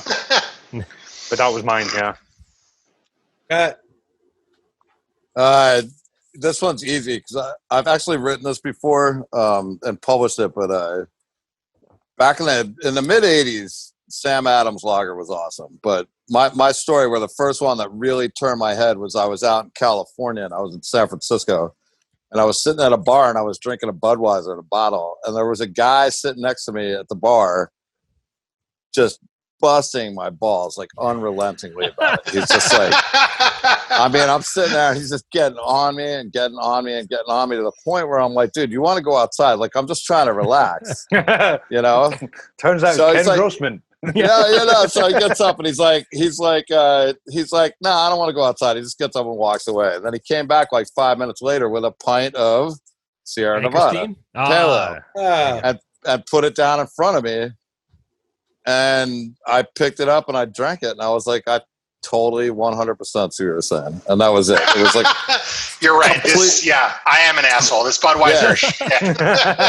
Complete, total conversion on the spot, like epiphany. And whoever that guy was, like, I owe you one, buddy. That's a great story. Patrick. Actually, it was 6 Point Righteous Rye, I think. Ooh. It was, or else it was Sierra Nevada. Because I was at the Tiger one night, and I blacked out. So I'm sure I was drinking something there. But it was early days of craft beer, and who the fuck didn't really black out back then? Because you're like chugging pints as if they're Heinekens. And but my first serious beer was with Jeff Gordigan of 6 Point at the time, and I think it was Righteous Rye. Wow! And I love the fact you called it Righteous Rye because they rebranded it because the rye was too confusing for people. Mm-hmm. They were like, "Oh, I don't like rye beer. Like, what's that?" So then it became Righteous Ale, and then it sold way more after that. Wow. Oh, really? Steve, you should have learned something from that one with your Bro, IPL. I didn't want to say it. Only if I fucking knew. If only you knew putting lager on branding. there. Putting lager on a fucking hazy IPA. Fucking destroy you. That was But an it was awesome a beer lager. too. That writes us. One of the ones that changed my mind, actually, Steve, was the first time we had you on the show. You brought in a beer. I think it was I'm Really Not Okay. There was an IPL, and I'm like, I haven't liked IPAs a lot. Maybe I'll like an IPL, and it was fucking great. And that was one of the ones that that changed my mind. In regards to the hazy world. And here we are. So we are on the fucking show. You guys have had you guys have had like we said, a bunch of releases. One of the ones that we're seeing more prevalently out here, obviously, is the new rebranding of Death to Ego. So tell us a little bit about this, because this is, I don't want to, I hate using the word flagship, but it's got to be one of your most popular beers coming out of Alewife. Yeah, we're releasing that one, and then we're putting it on hold for a couple of months, and then bringing out another batch, because the days of flagships, a new brewery coming along making a flagship is kind of gone. It's have just that new ship every Well, fucking people just want every new. other week. You gotta have yeah. It's just So new. But as Keir was saying, flagships aren't. And we both discussed this in early days that we didn't want a flagship. Then the fucking beer beast down here decides to go crazy with doing the sales thing, and he goes, I need more of this beer, and then we done 2 batches, and then there was 3 batches, and fuck it, we got a flagship, but we didn't want to do it at all. Sorry, Keir, to interrupt. Go ahead. No. But we're bringing it back intermittingly, so we'll bring out a Death to Ego, and then we'll maybe do 2 other IPAs in between it, and then bring back out Death to Ego. Literally because I have a contract for those hops, so I gotta use them up. Yeah. Fair enough. Just look out for our next double IPA, and you can tell what hop's really in it. Yeah, but I mean, here's the deal, man. It's like the New York City is a half barrel market, right? Yeah. And people want half barrels. That's how they make money. Yep. And that beer was so good when we first put it out that it was selling really quickly. The price was right. It was a good thing. I don't think we ever intended to have a flagship, but it surely does fit that bill. Now, going back before the pandemic, we were selling a ton of it. We could sell whatever we made, but now we don't ever want to have a beer that's in our warehouse like longer than like 21 days before it goes out into the market. Mm-hmm. And so we dialed it back, and we're just making it. We're going station to station, basically. We're making a batch, like Keir said. We're getting it out there, and then we're letting it rest for a minute, and then we're bringing it back. And and actually, one of those beers keeps that demand up too. I would imagine, right? For sure. If it's not out there all the time, no one's getting bored with it. Mm-hmm. One of those beers that are in between that to Ego right now is this one. It's Cognitive Frequency. Yes, so good. I like that so label good. art, man. Yeah, so I do want to talk about that too. I saw that in Sheldon Hunt. Because you guys have some really like electric-looking neon, just catch your eye. Yes, very catch your eye on the shelf. Who's the artist? What's going into this? How is this all being planned out? I hooked. Since he's eating, I'm going to speak really quick. But I hooked Pat up with an old friend of mine from the music business, this guy named Sheldon Hunt. He's an Australian guy I've known for a million years. He's a poster artist. He worked with a lot of really cool bands doing tour posters like Tool, Melvins, ISIS, before ISIS became ISIS, and then they had to change their name. Really great metal bands. That happens. But the process, and the reason I wanted to jump in there is because I want to give Pat his due here, because like all this shit emanates from his brain. Wait, I gotta change my band name. My band name. Exactly. My band right now is named COVID. Was a great band name. COVID was a great band a year ago. And now I God damn it. Fuck 2020, right? Man. Yeah.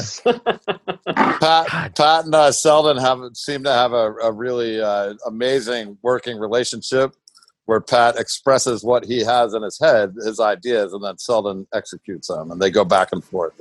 I'll let Pat take over. Like this. But it's so, and you guys are using reflective artwork, so I'm trying to think about the printing process, but it's the printing process has a metallic foil, right? Foil, that's what I'm saying. Metallic foil, yeah. And it just kind of just jumps out at you, especially when it catches the light, you're walking by. So when I went into the distributor today and there were 5 different beers, they really jumped out. That core lineup that you see compared to other ones on the shelf, it just took off a little bit. So I think you're onto something there with the foil. Well, music to my ears, man. Yeah. That label art is so important these days when there's so much choice and there's so many, hazy IPAs, there's so many sours. Just that label art that pops can make a difference. The three of us are firm believers in art, no matter what form it comes in. And having our label art is something where we can express ourselves too by easily working with, like we worked with Daniel Birch. He done the first bunch of labels. As Pat said, I met up with Selden. We all click. We all get along. We all figure out that, you know, we have some crazy ideas, and so some of us are not that crazy, but we kind of want to express our shit. And, you know, every label has its own story. And it's important to appreciate the art of, like, Selden going out, like, just working with him. And it's so easy, you know. I tell him an idea and send him a picture of something, and he'll go, oh, I get that now. I'm like, you know, because I'll give him the idea first, and then I have to figure out the fucking picture. And it translates to the brewery, right? You guys have set up a wall where local artists can kind of express themselves. Is that what you're going for? And even the artwork on the outside of the building. Well, we're going to take one. Well, the artwork in the outside of the building was done by our friend Chad, who is running Bad Trip for this summer, which is the name of a bar in Brooklyn. Yeah. Pop-up. He wasn't actually having a bad trip all summer. Yeah, you never know. It's a different episode. Because 2020 is just one bad trip. So they call it bad trip. It's a summer pop-up. And but he was talking to me about ideas, and I was like, man, I've worked with you so many times before. This is your wall. Just do what you want with it. I had nothing to do with it. I just wanted the brewery name put up somewhere. Yeah. And I honestly didn't have a fucking say in that. So I was like, just do your thing. And he did it. And he, I think he more or less summed us up, you know. It's like, this looks crazy. It came out really like eye-catching, all black background, kind of following a little bit of the dark background in the can artwork, especially in Death to Ego. It kind of just pops, you know, makes those colors really come out. Yeah, and then inside, you know, I hate picking paint colors, man. And then I look at Keir and I was like, dude, what color you think? He's like, don't fucking ask me. He's like, none of us like paint colors. It's horrible. It's a horrible position to be in to decide. They also have such weird fucking names these days too. Oh, well, this guy this paint color is called Gray Sanctuary, which we hit like that name. Snugglepuss is one of our colors, and then Irish folklore. There you go. Is that a green? It's got to be a green. Yeah, it's some sort of. It's not even like you would think a typical Irish green, like the Irish flag. It's some sort of green, really light colored green. It's like, hey, what did you call it? What did you call it, Keir, last week? It's the green that you see when you go to the asylum. Yeah, 1960s. Like, you know? For real. Yeah, but that's just the base color. I'm going to put more shit on top of it. It's going to look awesome. Trust me on this. We're not going to be shooting. We're not going to be shooting an Avengers film, I promise. No, I love it, dude. I absolutely love it. I think it's the perfect color to go with the But it's not done yet. There's going to be more colors on top of it. It's the base color. You gave him too much shit, Pat. I think that was it. He's on the defense, all right? Yeah, he's defending that shit big time. What so you guys have, like I said, a whole bunch of stuff lined up for the brewery. What can people expect once this is open? What they're going to see inside the brewery, outside the brewery? What's the layout look like at this point? Probably more delays. Yeah. Probably, yeah. I mean, once it's open, let's fast forward to happier times. Well, I'll give you a little idea, right? So you walk in, we're going to have a lot of outdoor seating, obviously, because we need it, and there's no other choice. We're inside. Once you go inside, tight little door getting in. There's a big tap room in front. Pretend there's like high top tables all the way down to a bar. There's a black tile door. How many taps? A wall of taps. 20. We're gonna have 20 taps, and then the view to your left is a brewery. But we took our little one barrel system over from the brew pub, and it's going to be our little, obviously, pilot system. So whatever goes on there that we think is good will be on draft, and we'll have maybe a little experimental series, so you can order at your own risk. But I'm sure it'll be all good. But but I think you go in there, it's going to have a very industrial feel. Hopefully a lot of artwork on the walls, banging fucking good beers on the taps, and events happening every night. We're going to do, like, Pat is already working with a bunch of local DJs and bands. We want to be our brewery with a little bit of personality, Mm. rock, fucking want to be a happening place, you know. And it's killer. If I could just throw in here really, like I'm completely blown away by Pat's vision on this brewery. Like the choices, the aesthetic choices that he's making, with the tiles and just like where everything is going. It looks super freaking cool. It look like when you look at it right now, it looks like the Death Star. And then you know when you're actually sitting, you feel like you're sitting in a spaceship. And you know, and then you go into the brew house, and he's got like the subway tiles, and it's just freaking cool, dude. Yeah. Like, he's got a vision that it's something cool. I don't have. And you have I'm still figuring that out, man. Thanks, bud. We're also Sorry, hopefully going to be getting we're not going after the New York State farm brewery license, but there's going to be something similar where we can sell other New York State New York State products. Well, we can do cider and wine. Yeah, so like with 20 you'll have a taps, dual maybe. license then. Say again? You'll have a dual license. Something along the lines of that. So if we don't have 20 beers on tap, we might be able to serve a red and a white. Or a couple ciders or something. Yeah, some ciders, and also we might do it like a keg cocktail, like a keg old fashioned. Yeah. With someone's whiskey, someone else's vermouth or amaro or something. We'd love to help showcase a lot of people from upstate. But hopefully we can have 20 taps. We're gonna get one of the little chick side pour lager taps, tap. Yeah, that'll be fun. Shifter. And you guys have a big enough space to do like not a concert venue, but like a stage area, enough room for a band, and we got a solid amount of space. Yeah, I'm hoping to cultivate some of my my music industry contacts from back in the day and get some really cool stuff going on. Mm-hmm. Make that an easy collab and have. Just don't tell the neighbors. Yeah. Don't tell the neighbors because it's different kind of license. Well, that was a follow-up question I had before. You guys are located in Sunnyside. Is it all industrial? Is it like half and half? I know everything's kind of on top of each It's other. all manufacturing and industrial, except for one house right next door. Right next door to us. Yeah. We're right on. Poor fuckers. So the cusp is like 39th, which we're on, right. And everything looking at our front door there's a flower store, there's a huge building which all the hot dog carts or a sanitarium and the nuts for nuts, all that stuff. They live in that building. And then behind us, everything is like residential, like going into actual Sunnyside. So like we're right on the edge. So we're ready for all those people in the neighborhood to come by. It's a beautiful neighborhood too. Yeah, it's been so cool. People are like walking around with a dog and running around and, getting excited for us to open and stuff. Do neighborhood You can see them definitely like kind of like looking in as they run by. I can't wait. I know, but you know what the fun thing is? Great to I hear. do this with my bars all the time is when people come by to invite them in. So if you're in Sunnyside and the lights are on, knock on the door and we'll come out, we'll bring you in, give you a tour.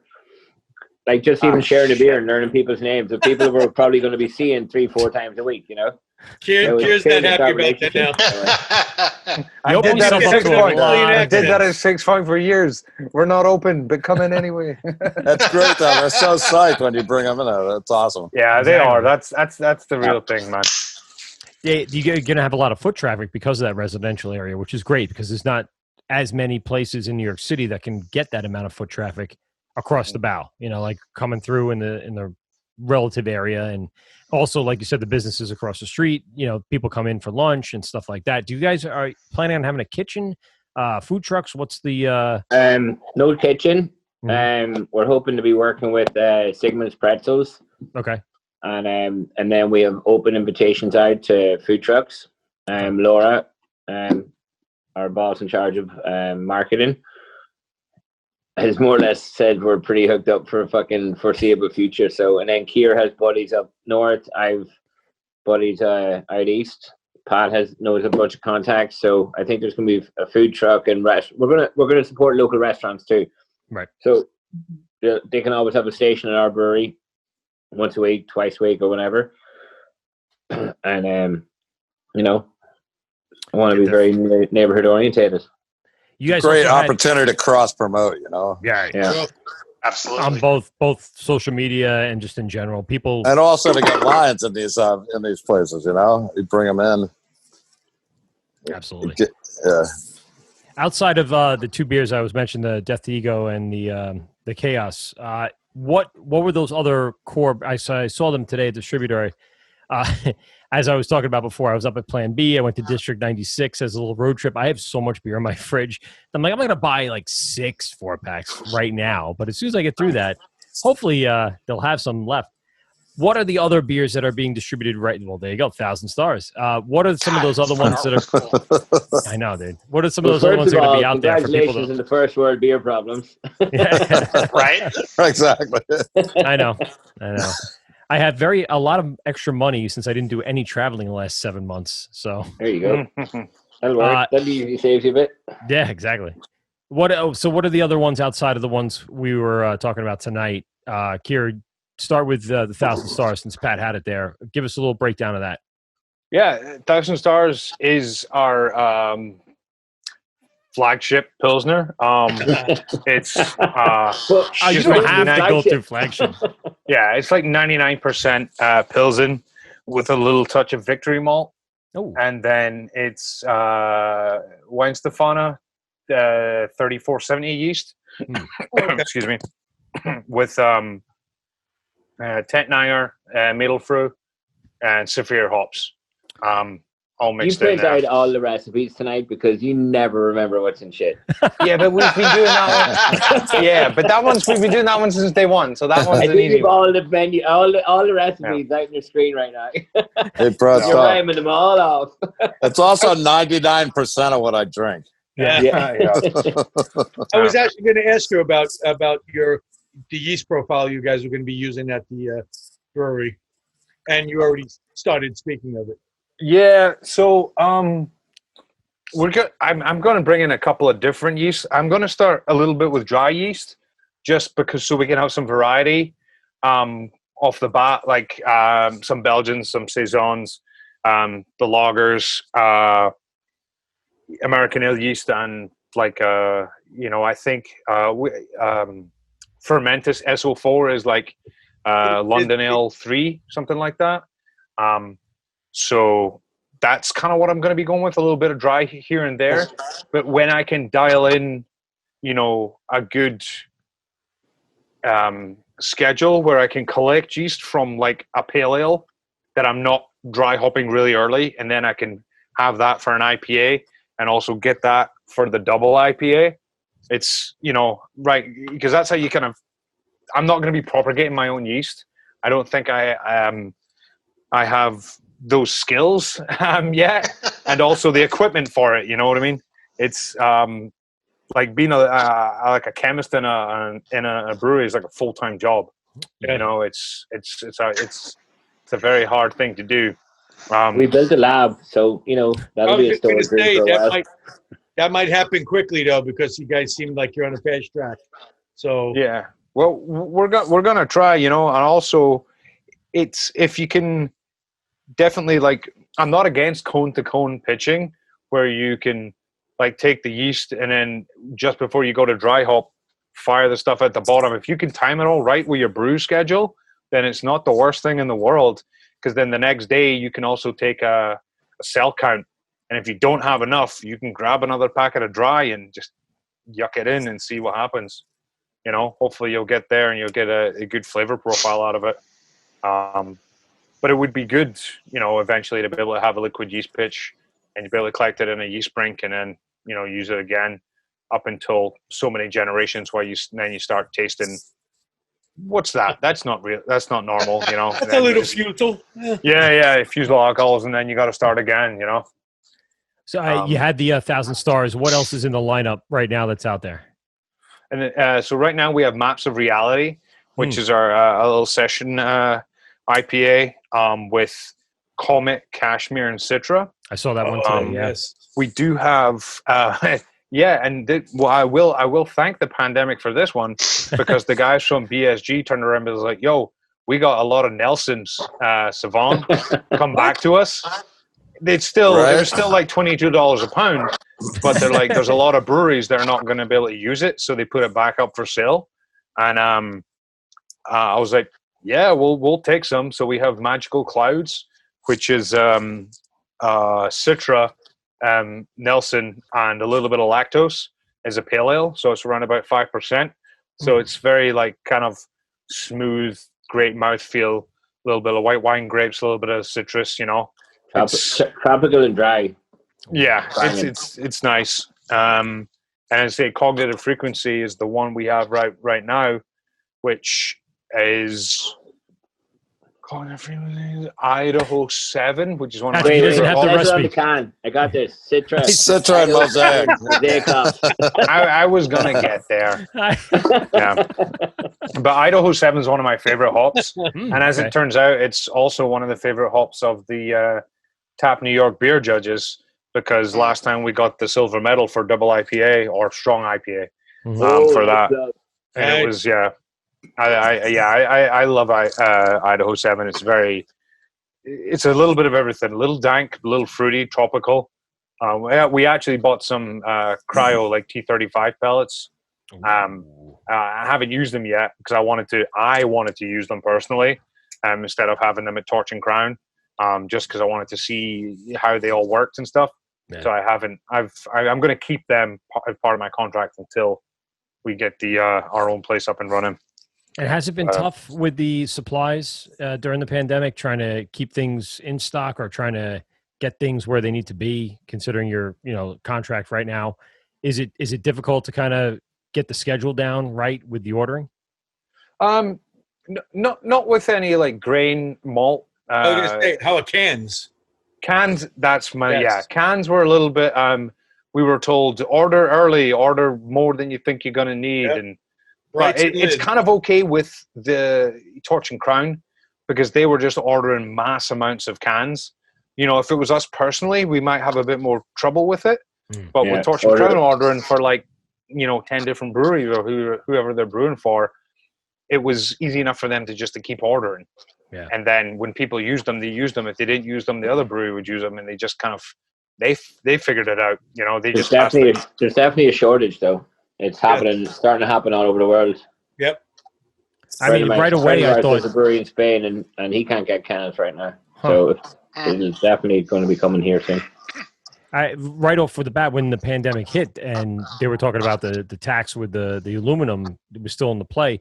That was a big concern for everybody. Crowler machines were getting, bought up. Crowlers themselves were in scarce. Well, they reckon America has 2 months of reserves of aluminium that's it, 2 months. That's it. Yeah, and we're 6 months, 7 months into this. So it's got to be on low reserve at this point. And to have the availability to do your releases like you've been doing and get it out there, that's one of the big things that a lot of breweries are doing, the shipping to New York State. How is that working out for everybody? Shipping is a bit of a bitch for everybody. I think it's a lot of things take a long time. I guess even if you just send it, if you get direct shipping, trucking from door to door, it's probably going to be great because they stick to their schedules pretty well. But anything done by mail isn't great. Yeah. But shipping's been fantastic. Like Breeder Crafters drove their own truck from Missouri to here. Wow. You know what I mean? So that's kind of customer service 101 right there, But on the fact of shipping cans direct to consumers, it was we were doing deliveries door to door, like ourselves. I was out in the car, so was Patrick and Pat in our respective Brooklyn, Long Island kind of upstate neighborhoods, and it was good, and then people's stimulus checks ran out and they weren't ordering a case anymore. And that one guy in Coney Island that still was a big fan, but he was only ordering a 4-pack. So you got to hook it all the way down to Coney Island for $17. I was like, ugh. Yeah. So we had to switch that up a little bit and put a minimum order up. Sure. And the orders have definitely went down, but it's a lot more beneficial for us. More profitable if you're rather than I think in addition to what Keir's saying also is that we were the only game in town, or one of the only games in town for a minute when at the height of the pandemic, we were hustling. and there weren't a lot of other people out there doing it, you know. Right. And I think one of the things that Pat said at the beginning is it's really good for us as a brand because you know, we're spreading our reach, getting our name out there. Yeah, so we were definitely doing day of. You know, I was sitting there at the brewery watching Wicks, and then if you came in by 4:00, I was packing your case tray up in the back of my car and heading out. Other breweries, you know, and it's definitely because maybe they were getting some more orders. They were like, "Oh, if you're in this zip code, you'll get it on Tuesday. If you're in this zip code, you get it on Friday." But I was like, I was texting them, "I'll be there in 20 minutes." Like some people were just like, "Holy shit! Like, why are you still here? Like, how did you get here? Like, what the, you know?" It's 10:00. Yeah, I'll take it tomorrow. You don't have to come out here. Somebody had ordered something. Oh, we'll be there at 8:00, and they're like, "Wait, today?" Yeah. I mean, that's got to be a big thing for everybody. I did see a lot of the breweries doing the zip code thing, but one of the important things I think was because the brewery isn't open, it's the brand recognition. You show up at the door and here's your alewife. That's now going to sit with them moving forward when things do get better. And this is only temporary, and this will get better. People will be more reluctant to go, well, they helped me out when I was in my time of need. Now let's go visit them. I think it's a big, you know, full circle. And they're also doling it out to their friends too, which is that's true. Yeah, we do have this one awesome customer, and I'll shout out his name. Obviously, no address. Noah Schilling, who has been ordering and having the delivery address all of his friends. He's been like getting it for himself, but then like 4 other friends. He's been buying them cases. He's drop shipping them? Yeah, he's just like, yeah. Oh, that was one funny story as well. Right at the start of the pandemic, this one woman, you know, true. Everyone's kind of freaked out a bit because no one knows what's really going on. And this one woman, I turned up to her door and she's like, "Who's this?" I'm like, "Hey, my name's Keir from Alewife. I got your beer that you ordered." But it wasn't, she didn't order it. Her boss ordered it for her. She's like, "I didn't order any beer." I'm like, "Wait, okay." So I pulled up my phone. I was like, "Oh, this guy, that's my boss. Just put it down and go away." And I was like, "Okay, like, cool." Oh, she's like, "No, wait, I should give you a tip." I'm like, "It's okay if, you know, it's early. I don't know." And then she turned around and like hucked $5 at me, grabbed the beer and slammed the door. And I was like, "Oh, shit." Yeah, it was such a weird thing. Usually it's everyone, they're ordering the beer for themselves. I remember you warned me of her when I was delivered. She's like, "Hey, just, you know, go up to the door." And the next thing is like, "Leave the beer at the door. Walk away." It puts the lotion on the skin. Does what it's told. Go away. No, dude, for real. There are a lot of people out there who are still totally freaked out and scared to get the thing. I've had people back up while you're walking up with the beer. I wanted to open the door and give her a hug. I'm like, you know, we're all good. Right. Still safe to walk outside, you know. And then conversely, I had somebody invite me in, and I sat down with her and her husband, and we drank a ton of beer before I went home. It was awesome. That's awesome. Do you ever see the movie Half Baked, and they're describing like the different kind of people they deliver? Yes. Like, beer to? It's kind of like that. You ever seen Scent of a Woman, like, but on what weed? The fuck is going on in there? There's a guy in the bushes. Does he have a gun? I don't know, man. I don't know. It's got to be, like I said, one of those things that people, I think, really do will pay it back, you know, when it comes time to be out and about. And because that brand was out there, because you showed up, because you made it personal, whether it be a slam door or whether it be hanging out at the kitchen table drinking, I think that'll definitely help out the business. I think that was a smart move on your part. While people were still trying to clamor around for space in the market, you were right there at their door. It's a big deal. It really was. Yeah, you know what? Like I was willing to go through it and do it, and I talked to the guys, and I was like, "What do we do here? You know, what do you feel comfortable with?" More or less, both of them just said, "People need beer, man. Yeah. Do it." Cool. Yeah. Fuck yeah. You know? What else are you doing? Yeah. What else are you gonna do? We know what Patrick was doing. You're having another child, aren't you? Yeah. Hey, congratulations, salud. man! Congratulations. Mazel tov.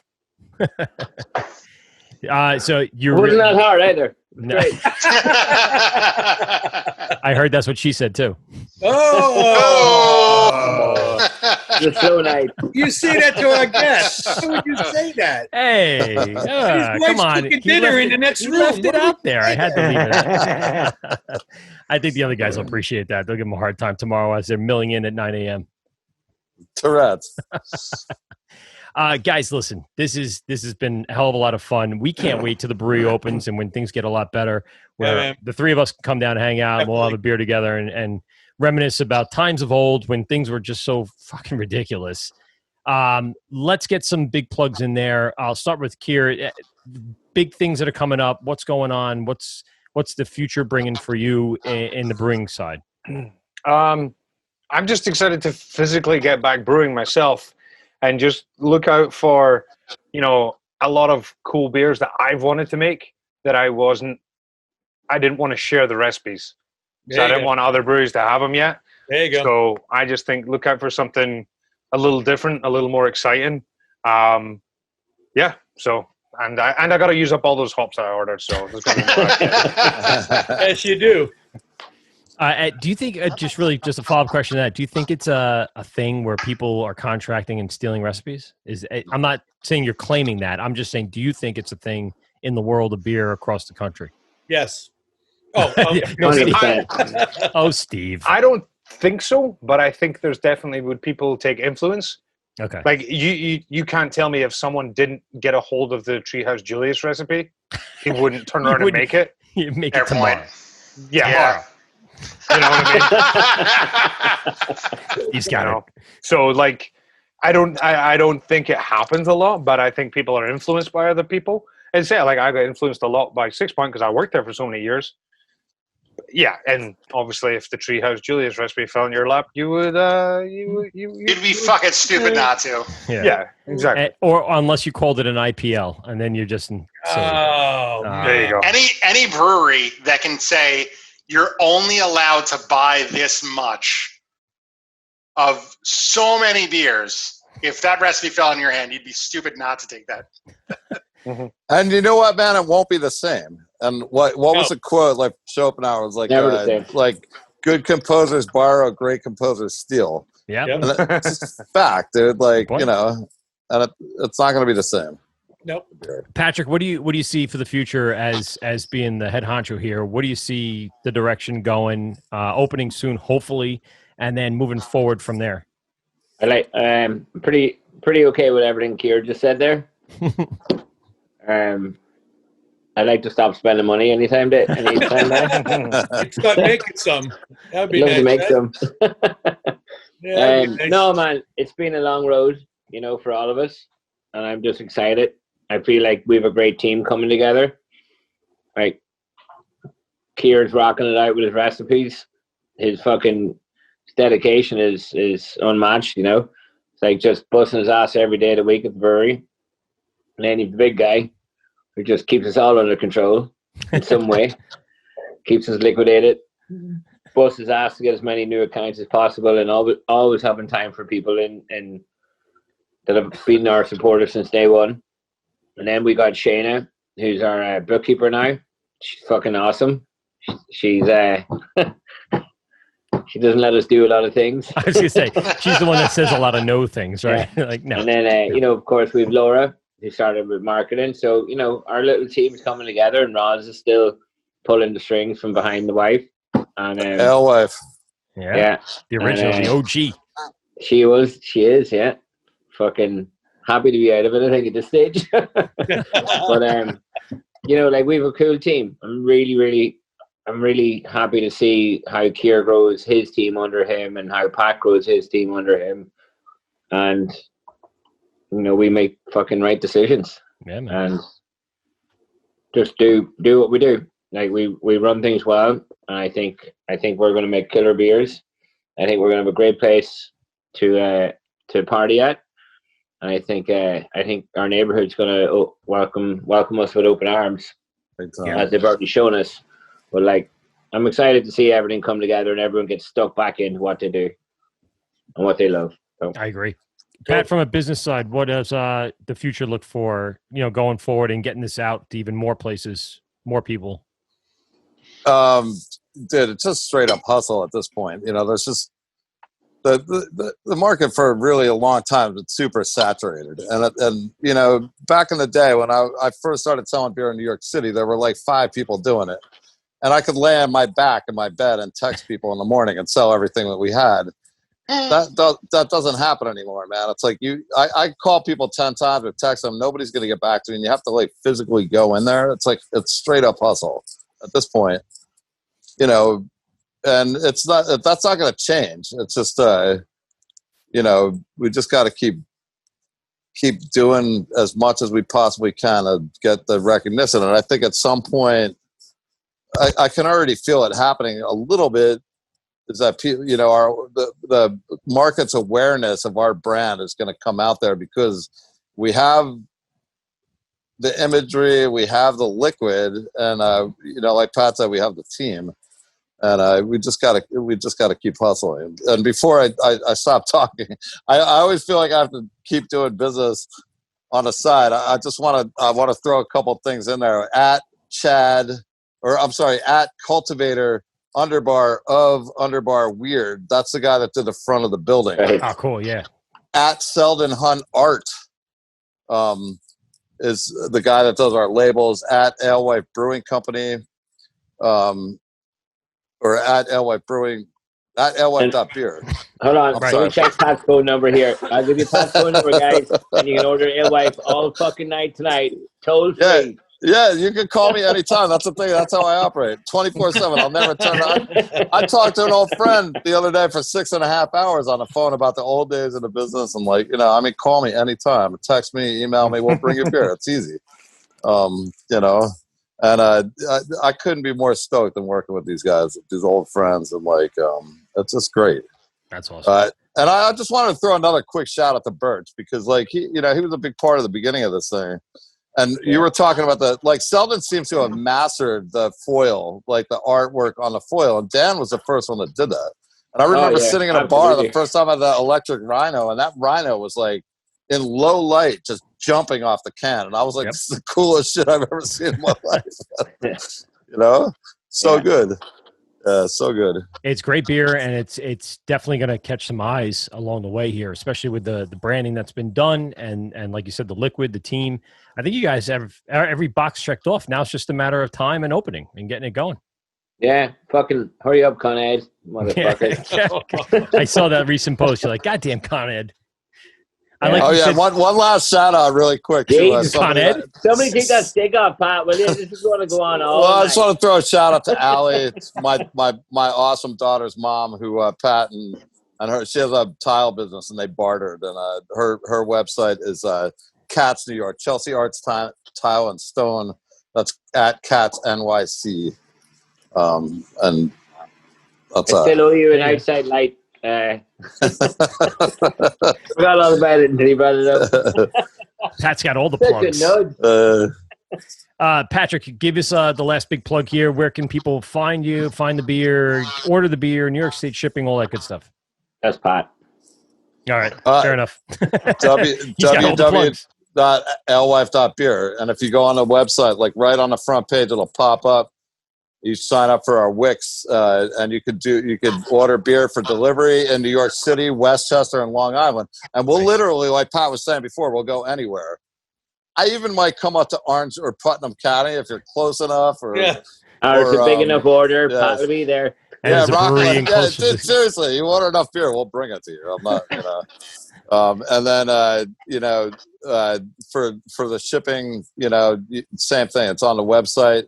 We got a merch site on. We got a lot of really cool merchandise that we set up, and all that's just one click on the website. It'll take you right into where you order it. www.alewife.beer.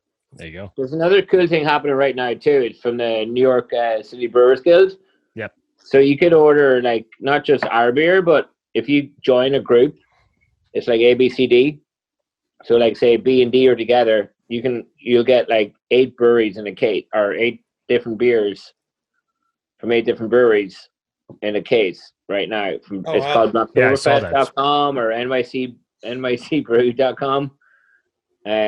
But it's really fucking cool. You can get a ship anywhere in New York right now. You can just try our beers, but you can try loads of other people's too. And it's a great way to promote other New York State beer, you know. And we're Group D, and that's the best Fair group. fellow, We're in it. Pat, quick shout out.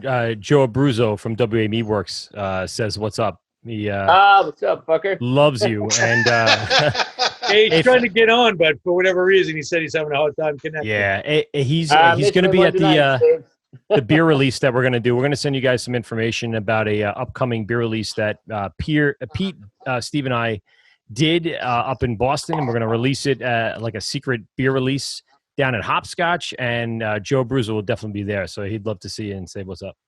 I'll be there. Awesome. Let's, of course, alewife.com and go ahead and order your beer to go. Dot beer, dude. Dot beer. Dot beer. Alewife Right. dot Alewife beer. dot beer. Yeah. It's not even a .com. That's sorry. great stuff. It is. Why wouldn't anyone else use that? Everyone should be using the dot beer, especially if they're a brewery. Genius. This is the word with Mike, Pete, and Steve. GubsRadio.com. Steve, last words before we get out of here tonight. Today I got nothing except for drink fucking good beer because you could be dead tomorrow. That's true. Very true. There you go. Pete. Yeah. Don't forget to have your pet spayed or neutered, and your dog hates it when you drink shitty beer. Oh. Yes. Yeah, gentlemen, really appreciate you spending time with us tonight. We'll catch up with you guys very soon, and we'll have some beers together and hang out. Good, man. Absolutely. Have a good night. All right, more with Mike, Pete, and Steve, GubsRadio.com. We out. Well, that's 2 hours of your life that you'll never get back. Are you kidding me? Please hang up and try again.